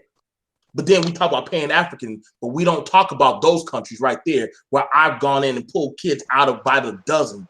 Talk that shit, BMT. See, no. But see, that's the thing about it. We don't want to talk about those stories. We don't talk about the places where I go. See, that's the thing about it. Yep. We'll preach the good stuff. We don't talk about the girls who get kidnapped and held down and get doggone circumcision and die from them. Because all of a sudden, no. See, y'all got the right one on the panel. You got the devil on this panel with me today. See, I finished drinking up and I'm licking up. This is Black Exodus, baby. And I play. I know, but what you're doing is moving the goalposts, son. You know what I'm saying? Let it be. Hold on. Let it be one thing at a time. So if you want to talk about the women getting circumcised, because you just named about 8 different things. You see what I mean? And that's what I'm saying. That's moving. I'm speaking very specifically. You gave me 8 different things. So if that's not moving the goalposts, I'm not sure what it is. Right. So when we say very specifically, right? Let's use Black Lives Matter. When's the last time black? Well, okay, let's use that. Okay, you want to say, oh my God, to that? I won't use that then. So let's try to use something different. Let's use another black movement. Okay, let's use the Morehouse College thing, where they're pushing the gay movement rather than the black men's first movement. I got a question. When do we start putting black men first, but we put the gay agenda first before black men? I got a question. When does that come? How does that push black families? That I'm saying, when you're speaking right now, I feel you. That's not Q butter. Oh, I didn't say that was you. I'm not saying. Oh, that's why I'm kind of confused. I'm like, all right, which one are we building? Because I'm like, I don't agree with none of those points you're saying. You see what I mean? Like, the fact that our community needs to be developed and needs to get cleaned up, that's a fact. You see what I mean? But that doesn't separate the fact that we have an open-ended enemy in front of us. You see what I mean? So to me, I think we can multitask and say, look, we got to clean up our house first. So if you ask anybody say, yo, Q, how do you fight against the enemy? Education, develop our people. That's the way we fight. Everything else has been all over the place. And I'm not talking about no pseudo shit. I'm talking about, no, we need to increase our algebraic understanding, our ability to communicate, our reading levels. The reading comprehension in the black community should not be at a 3rd to 4th grade level. Okay. You see what I mean? So to me, these are the things that I'm focused on fixing across the world, across where we at, because you can't expect the people to be able to handle certain responsibilities when they only have certain levels of understanding. Now, I'm glad you said that, Q. Now, Prophet and OG, the NOI is about family first, correct? Right? Yep. Why is it? Yeah. Why is it that I see whenever I look at abortion billboards and look at these abortion talking points, why is it I'm seeing our women in the forefront fighting for abortion when our demographic of people is at an all-time low? Does that not contradict what you brothers before us were fighting for families? Well, if they're in the forefront, we can argue the fact that they're not black first. Take them down. Okay, they're not black first. If they're supporting the killing of black folks, they're not black first. But I want to go to brother 1015. He's been real patient, man. He's a patient brother, boy. I gotta give it to him. Come on in here, brother 1015. Right here. Be right here. You got the floor, brother. If you're still there. Is he there? Brother 1015. I just want to remember, a nation can only rise as high as its woman. So just keep that into account. Hey, Prophet, I'm about to drop off, man. All right, brother. Yo, I appreciate you coming through, man. Some good points tonight, and I appreciate you and Taz not having a knockdown drag out on here tonight, man. Y'all was getting there, though. Y'all was really getting there. Appreciate it. They called me up, man. I might go over here and rough him up real quick before I go to sleep, man. Again, man, I really appreciate the time, man. Oh, absolutely. And hopefully we can do it again. Yeah, man. Don't let this be the last time you come through, boy. You're always welcome on TPOT, brother. All right. All right. Thank you, man. Thank you. All right, my man. Out to the panel, man. Yeah. Yo. What's good, brother 1015? I had let you have the floor, man. I don't know how much of the last 10, 15 minutes of conversation you heard, but feel free to pull the trigger. Yeah, man. When you were saying like just like the demographics or just like where you at makes a difference, I feel like that's true too. Because I'm out here in Texas, you know what I'm saying. So it's all types of people out here where I'm at. So like if I'm giving training, you feel me, and then like I said, if a Mexican guy pull up for the training, of course we're gonna give him the training. But I'm not. That don't necessarily mean that I'm employing this man. If I'm saying black first, like I said, I'm looking out for the interests of the black man first. If I'm employing somebody, most likely I'm looking for a black man to employ. Ain't no most likely that's what I'm looking for. Like that's just what it is. But yeah, I ain't have too much to say. I was just gonna jump in, but I ain't have too much to say right now. I got a question. 10. What's Got a up? question.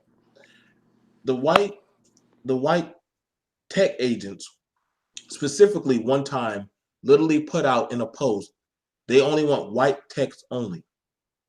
Yeah. Would it be hard now from two brothers' perspectives from business on business? Would it be bad if you ever did say that for you? Would it be wrong for you to say that? I mean, if the white man is bold enough to say that shit and he put that on an open platform for him, would that be wrong for you as a brother who runs his own shit? Like, you know what I'm saying? You out there in Texas. So I know there's a lot of blacks out there. There's a lot of black millionaires out there. Can't you be greedy and say, yo, I only want me. I only want somebody looking like me standing at the register. I mean, I could, but I don't want to. You know what I'm saying? Okay. All right. I like to ask the question. I like asking the question. I'm just saying, but I know there's a lot of blacks out there. Actually, most blacks go out there to go get a second chance or actually build their fortune. So I would think that they would be networking with only their own. You know what I'm saying? But you know, technically, yeah. Sometimes those statements get said underneath that. It seems like it's a public corporation statement, but it's really probably underneath like a nonprofit or a semi-religious statement where, like, you know, they're doing a call out for it, but it might be a nonprofit that's featuring or focusing on a certain, you know, demographic. But as a regular corporation, you know, you generally can't make statements like that. Yeah, that'd be just radical to just put some shit like that on it, like out. Yeah, you can get a lawsuit. Yeah, I mean, you just gotta put. It's funny you said that because my daddy and my granddaddy are Freemasons. In the time I've been going in that goddamn building, I've never seen a white man in that building. I've only seen Negroes walk through that building. I've only seen Negroes and Negro women and children in that building. Now, the Masons, they're very open about this shit. They don't hide this shit. They're secretive about what they do behind closed doors, but they'll let you know when you come up there. Nah, brother, you're not called. You're not called for a higher call. They'll let you know. They'll let you know straight to your face. I'm saying, if we really bold about this, I mean, why you got to be secretive? I mean, it's not. But like you know, but that's a lodge though. A lodge is allowed to say that. Like even with my nonprofit, with the nonprofit Zyx organization, my focus is only on Black African people. That's what's stated on the IRS website. Our services are dedicated to the development of Black and African people. Now, my music studio, I can't say that same statement. But the nonprofit, that's what it's designed for, the development and, you know, to provide educational services to Black people. And I explicitly said that Black people, African Americans, Black people of Aboriginal descent and indigenous descent, explicitly those people. Now, question right there. Now, when you say that, Q, and I'm just showing you something. But I remember the brother was talking about the Nation of Islam. He said whenever they build their temple, they had the one for the ADOS for the African Americans. And then they had the one at the Honorable Prophet Elijah Muhammad. He would build it for the other diaspora of pigment, other minorities. So that way they could go congregate. But he made sure that the African Americans had their safe space for their struggle, for when they want to be on code. Hey, you need to be here. Don't go down the street to the Arabian one. No. Be your ass down here on 116, Adolph Street. So the thing about it is this: if you're going to choose a side, but that's the thing about it, because the other blacks that come, the Haitians and the Jamaicans, all the shit, they don't hire y'all blacks in their goddamn stores if they can help it. If they see a Jamaican and they got a taxi or a crime bait and they can put that Negro in there before your black ass, they will put them in there first and rather get them the job first, so that way it goes to Kingston Street, not doggone Adolph Street, Kingston Street. But that's gonna go that. But I hear people say that a lot. It is done. I'm gonna tell you, if I'm out of state and I see somebody from Brooklyn, I'm gonna let them skip the line in front of me. Okay, so in other words, you see what I mean? Like, okay. With like people are very regional. Not to cut you off, but like we do that. You see what I mean? Like, oh, you from Virginia? Are we both from Virginia? Oh, nah, we gotta stick together, boy. You see what I mean? Like we do that, and so like Crips are gonna look out for Crips. Bloods gonna look out for Bloods. Puerto Ricans gonna look out for Puerto Ricans versus Dominicans. You know what I mean? Bangladeshis are gonna look out for Bangladeshis versus people from you know wherever the fuck you from. So I think that's a natural thing, and I think sometimes we highlight that a lot in the Black community versus just understanding that's just what people do. Now I'm glad you said that, because here's the thing about it. All the brothers here grew up in America. All y'all are African Americans. Well, y'all, all of y'all. I am loyal to y'all before I'm loyal to any African. I don't give a fuck who the African can come in. He knew Zaka Zulu. I'm loyal to y'all first because y'all African Americans. Whenever I went to other countries and I saw another black man, or when I was in Job Corps and I saw another black American, I said, yo, brother, what's good? You see me? I see you. We good. I didn't give a shit if you was a Haitian. No, nigga. It only goes to that when I don't see another person with my pigmentation on the plane. But guess what? If it's an African American, my loyalty will go to you first. And you see, that's the thing about it is, let me tell you why the African American man, y'all get skipped over so many goddamn time. You open up your doggone blessing blanket to everybody else. And you share your crumbs with everybody else when you don't even got a goddamn cornbread on your goddamn napkin. So when y'all be doing that shit, and I be side-eyeing y'all niggas, I do, because whenever I go into the VA, I watch everybody else make sure their people get put on, but y'all African Americans, y'all make sure y'all get y'all shit put on, but y'all don't get everybody else put on.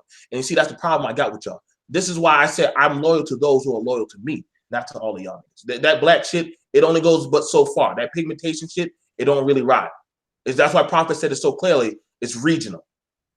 And until we understand it's regional, until y'all start generating something where everybody says, yo, you got to pay to play. Because when you pay for it to be part of, hang on. When you pay for it, when you pay for something, when you pay to be part of a club, you respect the club. Because you make sure you don't let just anybody get to carry your fucking name. See, that's the thing about it. You're not, when you pay to be there, and that's the problem. We just let anybody just jump on the civil rights movement. And honestly, it was crazy, but the Democrats even said, I didn't make this for the gays. I didn't make this for all the other minorities. I made this was for African Americans. But see, I guess they want to put everybody in on it. So look what happens then. Everybody done passed the African American by but the Negro. And then he wonders, why is my talking points not being talked about anymore? Why? Because y'all let everybody else step over y'all corpse of y'all grandparents and talk their shit. And because we got that fucking issue right there, because we don't want to talk about shit, I don't give a shit about what's going on in Africa, but I'm in America right now.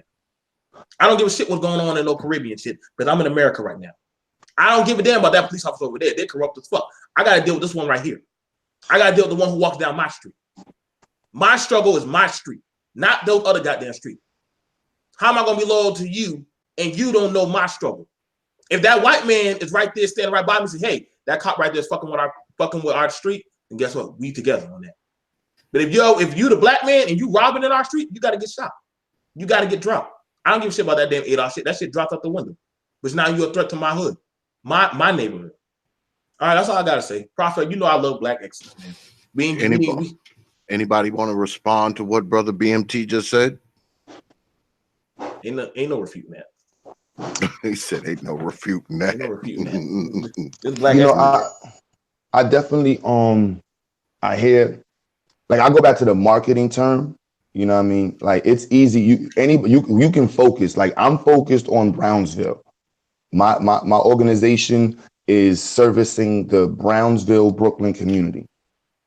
You know, and that's what it is. And we service people outside of the community via internet, our internet, capabilities, our website, and streaming, things like that. Now, does that mean that I'm going to sit up and say, I'm not focused on people in Africa, I'm not focused on nobody in the Caribbean?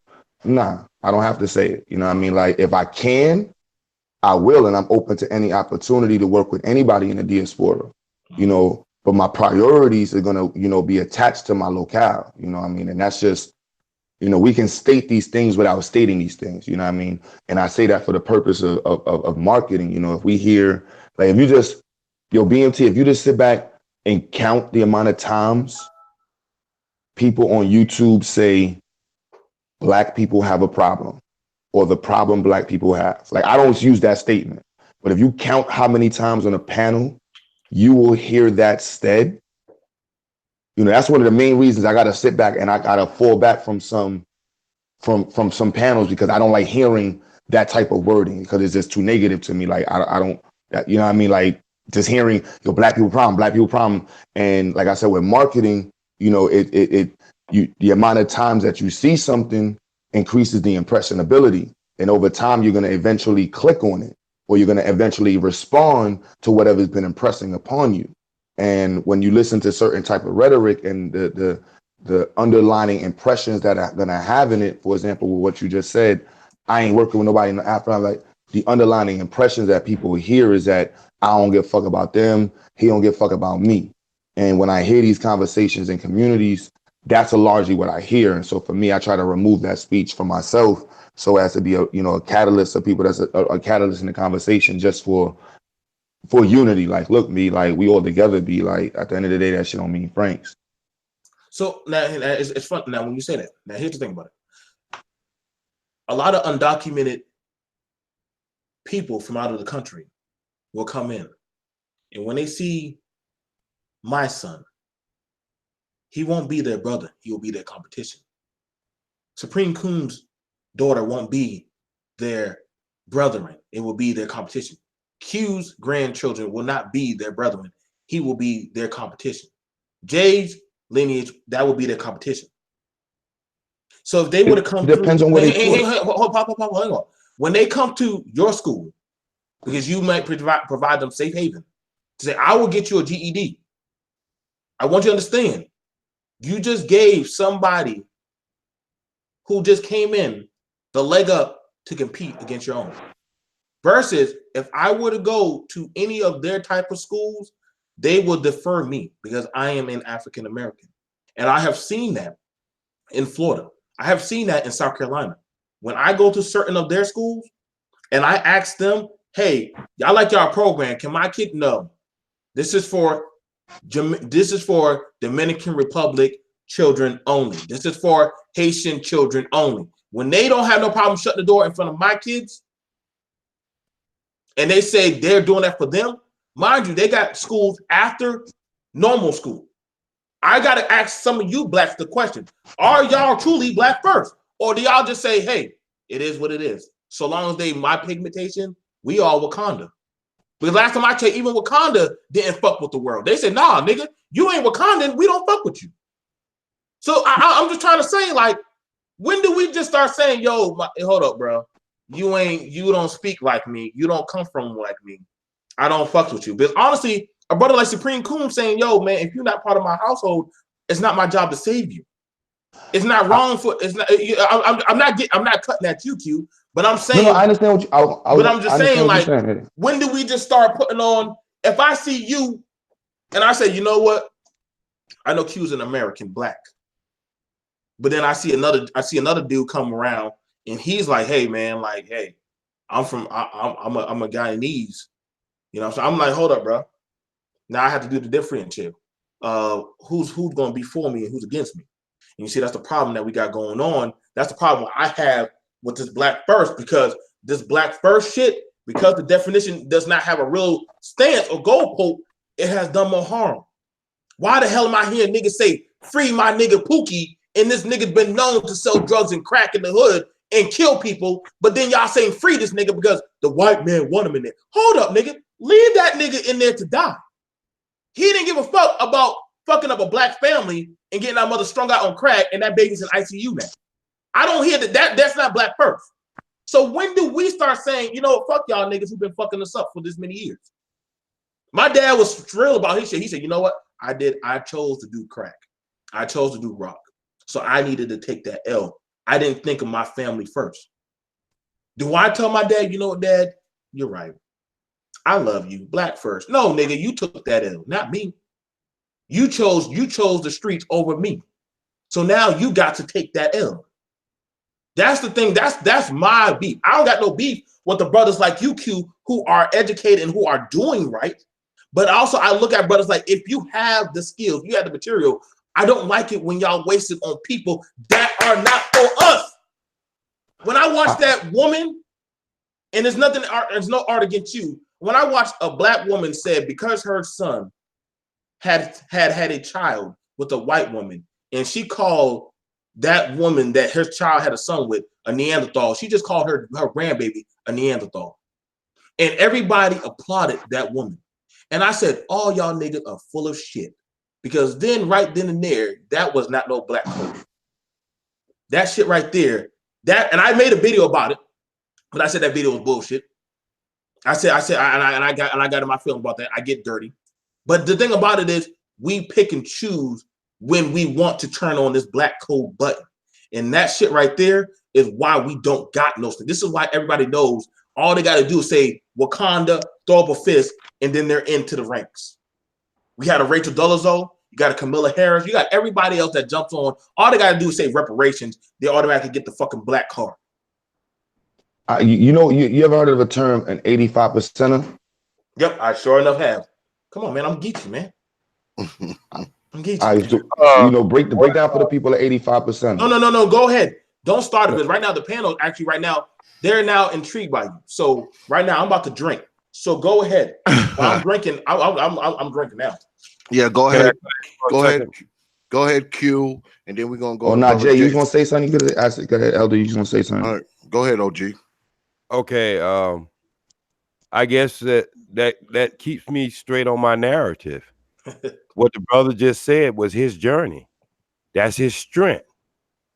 And he might do it very well. Can I ask the brother what part of South Carolina you in? Charleston. I was there 15 minutes when that white boy shot up the church. That was my stepdaddy's church. Okay, I got family down in Charleston because I'm from Queen City and I went to school in Denmark Tech in Barrenburg, South Carolina. So reason why I say that's your strength, brother. And ain't nobody can hold it against you. Your strength. That's what you believe in. That's what you are adamant in doing. You putting in the work. And I don't think nobody with any decency of intelligence would ever talk against it. But the other brother, he looks at it in a little different way. And that's what I was talking about, all these different jobs we're going to have in this strategy of getting ourselves the way where we want to be. Because my whole thing is, I don't look at the world the way it is. I look at the world the way I want it to be. And I know that might sound like I'm tiptoeing through the daisies or something like that, but I'm going to do a show next week with the brother right here, and we're going to have an OG panel. But I think one of the things I want the brother to do, and I'm going to see can I sit down and talk to him. I got a song I call It's On You. And due to me talking, I'm just going to let that song talk because I made it for our people. And see, brother, your strength is where you at and your strategy. But my strength, it don't go against your strength. It's just I'm in a different job. Right. I've been to Africa 3 times. I understand my brothers and sisters over there. And let me just give you a thing that happened to me in Costa Rica. I was in Costa Rica. They have a side. I was doing a movie called Congo. They have a side that movie called Congos. I remember that. That's a good movie. Go ahead. Yeah. And I was having this conversation with Ernie Hudson. And I was saying, Ernie, he asked me, why are you so quiet? Well, it was around Ramadan time when I was in the nation at that time. Say, why are you so quiet? I say, brother, nothing y'all really talking about is interesting me. Y'all having a lot of, conversation, hide the wealth and all that other BS. That don't interest me. I'm a little more focusing. He said, well, what would you like to talk about? I say, I would like to talk about why is it we sitting over in a black group, and there's some black Costa Ricans over there, and you see them treating the white Costa Rican, treating them different than they treat the white Costa Rican, and they treat them different than they treat us because we from America and we bring in economics to this country. Why are we not over there talking to the brothers, the black brothers who came to this country, who was brought to this country to build a railroad, who has no connection to us? And he said, you make a good point. So I started talking to one of the brothers, and I had some Minister Farrakhan, some Elijah Muhammad tapes, and I took one of the brothers under my wing. They had never heard of Minister Farrakhan. They had never heard of Elijah Muhammad. And once the brothers start talking to me, that distance they used to have while we was there for the first couple of weeks, all the brothers from Costa Rica side start coming over to the black side. Because what I did is open the door where we didn't feel like we was two different people. And once we start teaching, they start teaching me about I didn't know anything about they was built the railroad there. They was brought from Jamaica, build the railroad in Costa Rica. I didn't know none of that. So what I'm trying to say is, brother, we all got strengths. There's no one way to get out of this mess we are in. And I hate to use the word mess because that brother did make a good point. Stop looking at the water, the glass half full, and say half empty, and look at it half full. So I don't want to use that word mess. Maybe I take that back. But our situation is so complex. We're going to need all of y'all, brother. We're going to need all y'all with your strengths. We're going to need everybody with their own strategies. But we're going to have some diplomatic courtship too, where the strong ones do come back and we get in a room and we have a discussion out. It won't be over the net. It won't be televised. It won't be a smartphone vibes. It won't be none of that. It was when we sit down as men and have these conversations and find out what we are together on and forget about what we're not together on, because we can always work that out. But pushing forward is what we got in common.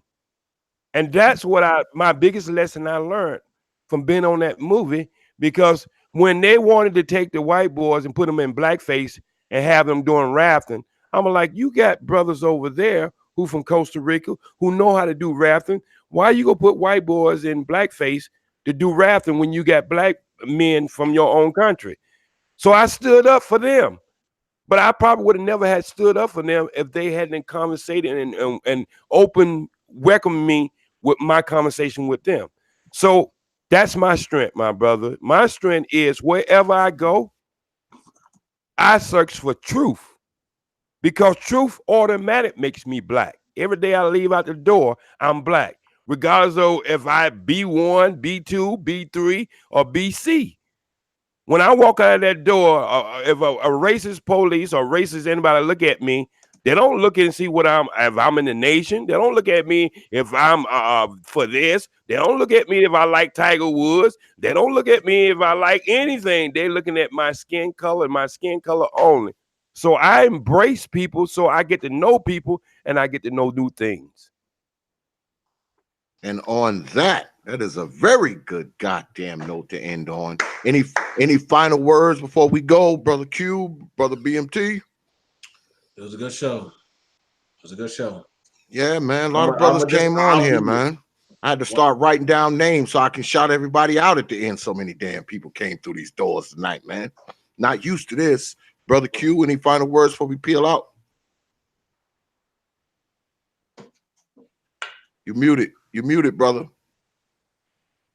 My fault. Yeah, this, black, beautiful, black love, stay motivated, black first to 48, find a way to embrace your beautiful black culture, be motivated all the time, man. Wake up tomorrow and just look in the mirror and say, I'm great, I'm awesome, and find a way to do something great for the black community. You know what I mean? All right. Man, we got to link up, Q. I got a different phone, man. You still got the same phone number? Yes, sir. Yeah, I'm going to hit you with my phone number, man, because we need to rap, brother. Because like I said, man, I'm coming to NYC soon, man. We got to get up when I get out there and shit, I got some shit I want to shoot by you, man. And I saw the new video too. I'm not in that motherfucker. Yeah, everybody watching, go drop a comment on that, man. Drop a comment on the video, man. I appreciate you coming BMT, through, man. I do, man. BMT, go watch that and drop a drunk review for me, man. But yeah, man, I appreciate you brothers coming through, man. I appreciate all of y'all, the brothers who ain't here, the brothers that came through and left. You know, I know brothers get on here and they get a little long-winded and shit, and motherfuckers be waiting to talk and all that kind of stuff. Motherfuckers get pissed and jump off the damn stream because they feel like they ain't got enough talk time. I get it. Maybe next time, man. Maybe next time. It's a lot of brothers with a lot of motherfucking shit to say. So, you know, don't be mad. Just come back next week and maybe you may get to be the long-winded person. I'm just saying. But I want to thank everybody for coming out tonight. I want to thank my mods. I want to thank all the people in the chat. And most importantly, I want to thank you for sticking around and watching us for damn near 4 hours while the brothers went at it. It was a good show. We veered off topic a little bit here and there, but this is what we do here on DXL. This is Dark Exodus Live. It's very unpredictable. So I'm not even going to apologize because, see, I'm not sorry. I'm not. But I'll say this. When we talk about Black first, I guess we're going to have to understand how we see ourselves and how other people see us. Okay. You can see yourself however you want. I mean, I'm not the person to tell you how to see your damn self. I mean, you see yourself as whatever you want to see yourself as. You can do whatever you want to do. Okay. But that is on an individual basis. When we talk about a collective basis, I think we're talking something else. All right. We're talking something else. Now, I'm not totally familiar with the whole Black First movement that has come about all the while, but I know that I'm Black first right off the rip. I mean, soon as a person see me, first thing they see is a Black man. They don't even see a man. They see a Black man. So the perception of other people is always going to be Black first. You know? Now, you may not necessarily have that perception of yourself. You may not think that way, but when other people see you, they see your Black first. That's what they see. Especially people of other nationalities, other races, other ethnicities. And believe it or not, even amongst us, depending on what the situation is, regardless of whether or not you label yourself Black first, even other Black people see you're Black first. You understand?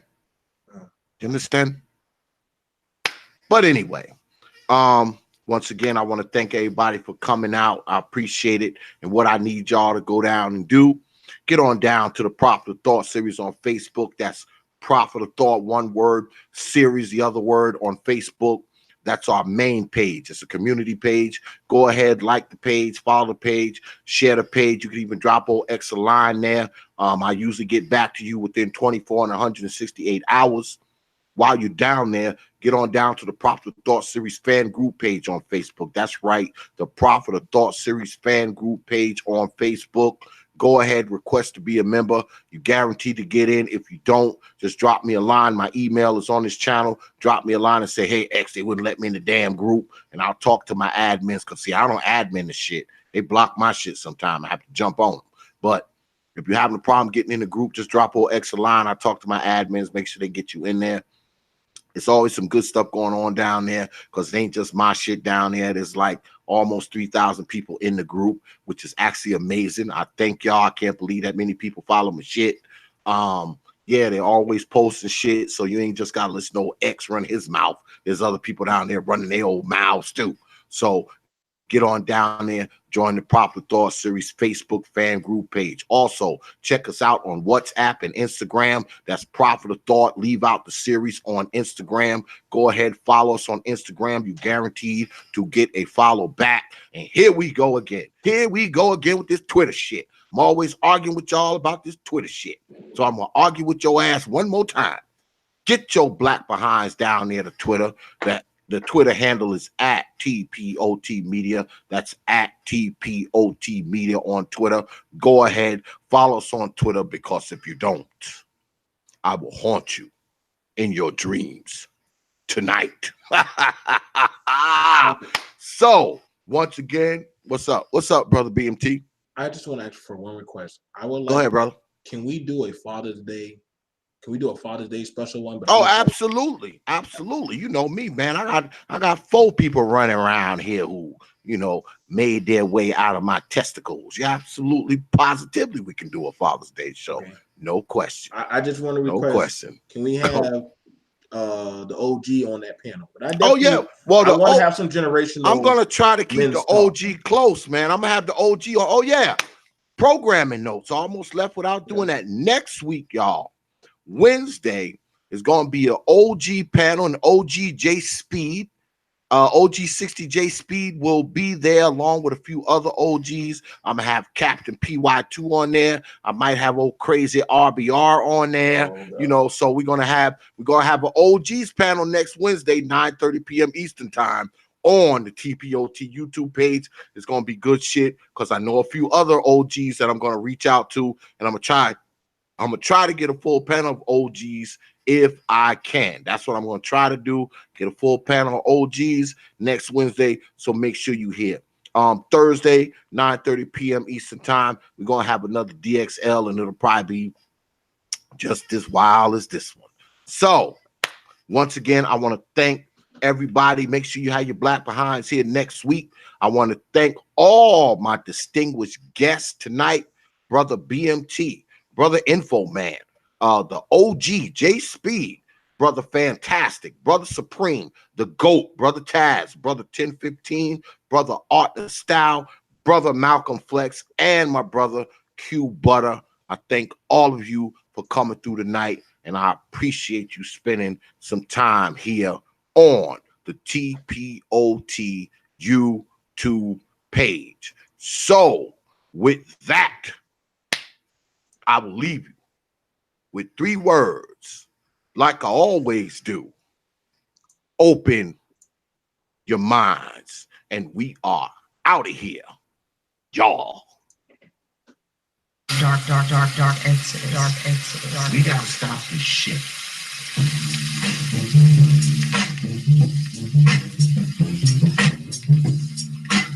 Peace, folks. Think about this.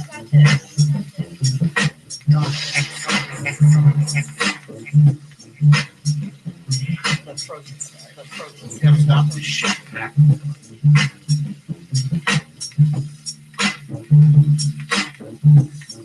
Always good, bro.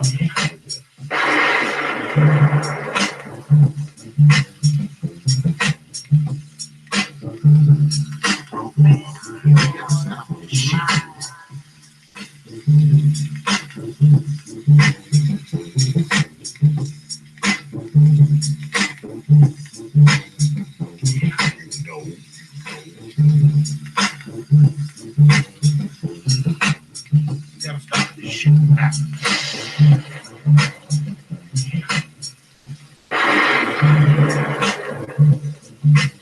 Dark exit. Yeah, exit.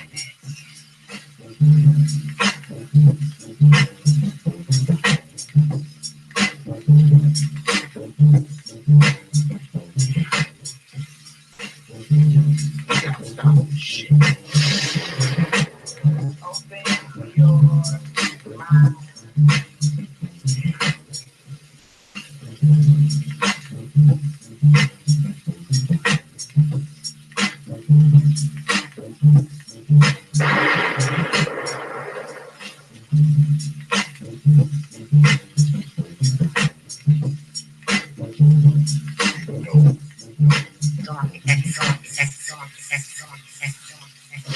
Stop this shit.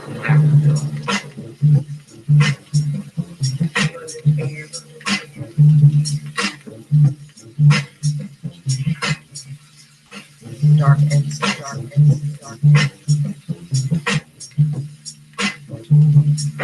Yeah, exit. Open your mind.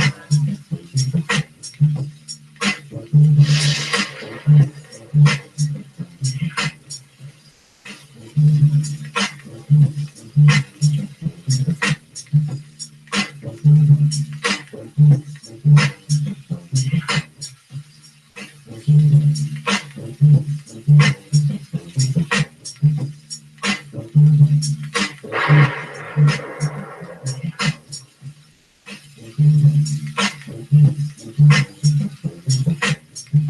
gotta stop this shit.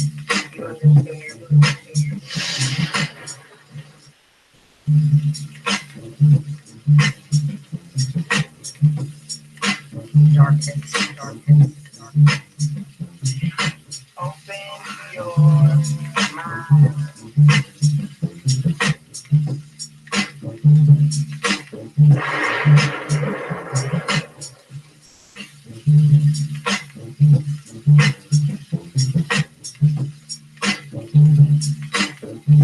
Yeah, exit. We gotta stop this shit.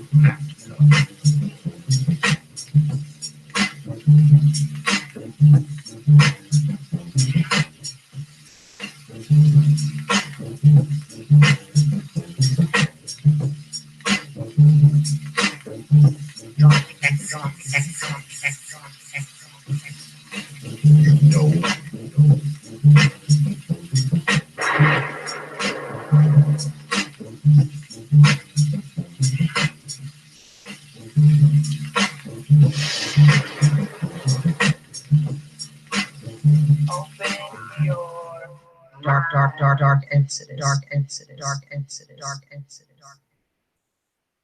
Only from TV. Open your mind.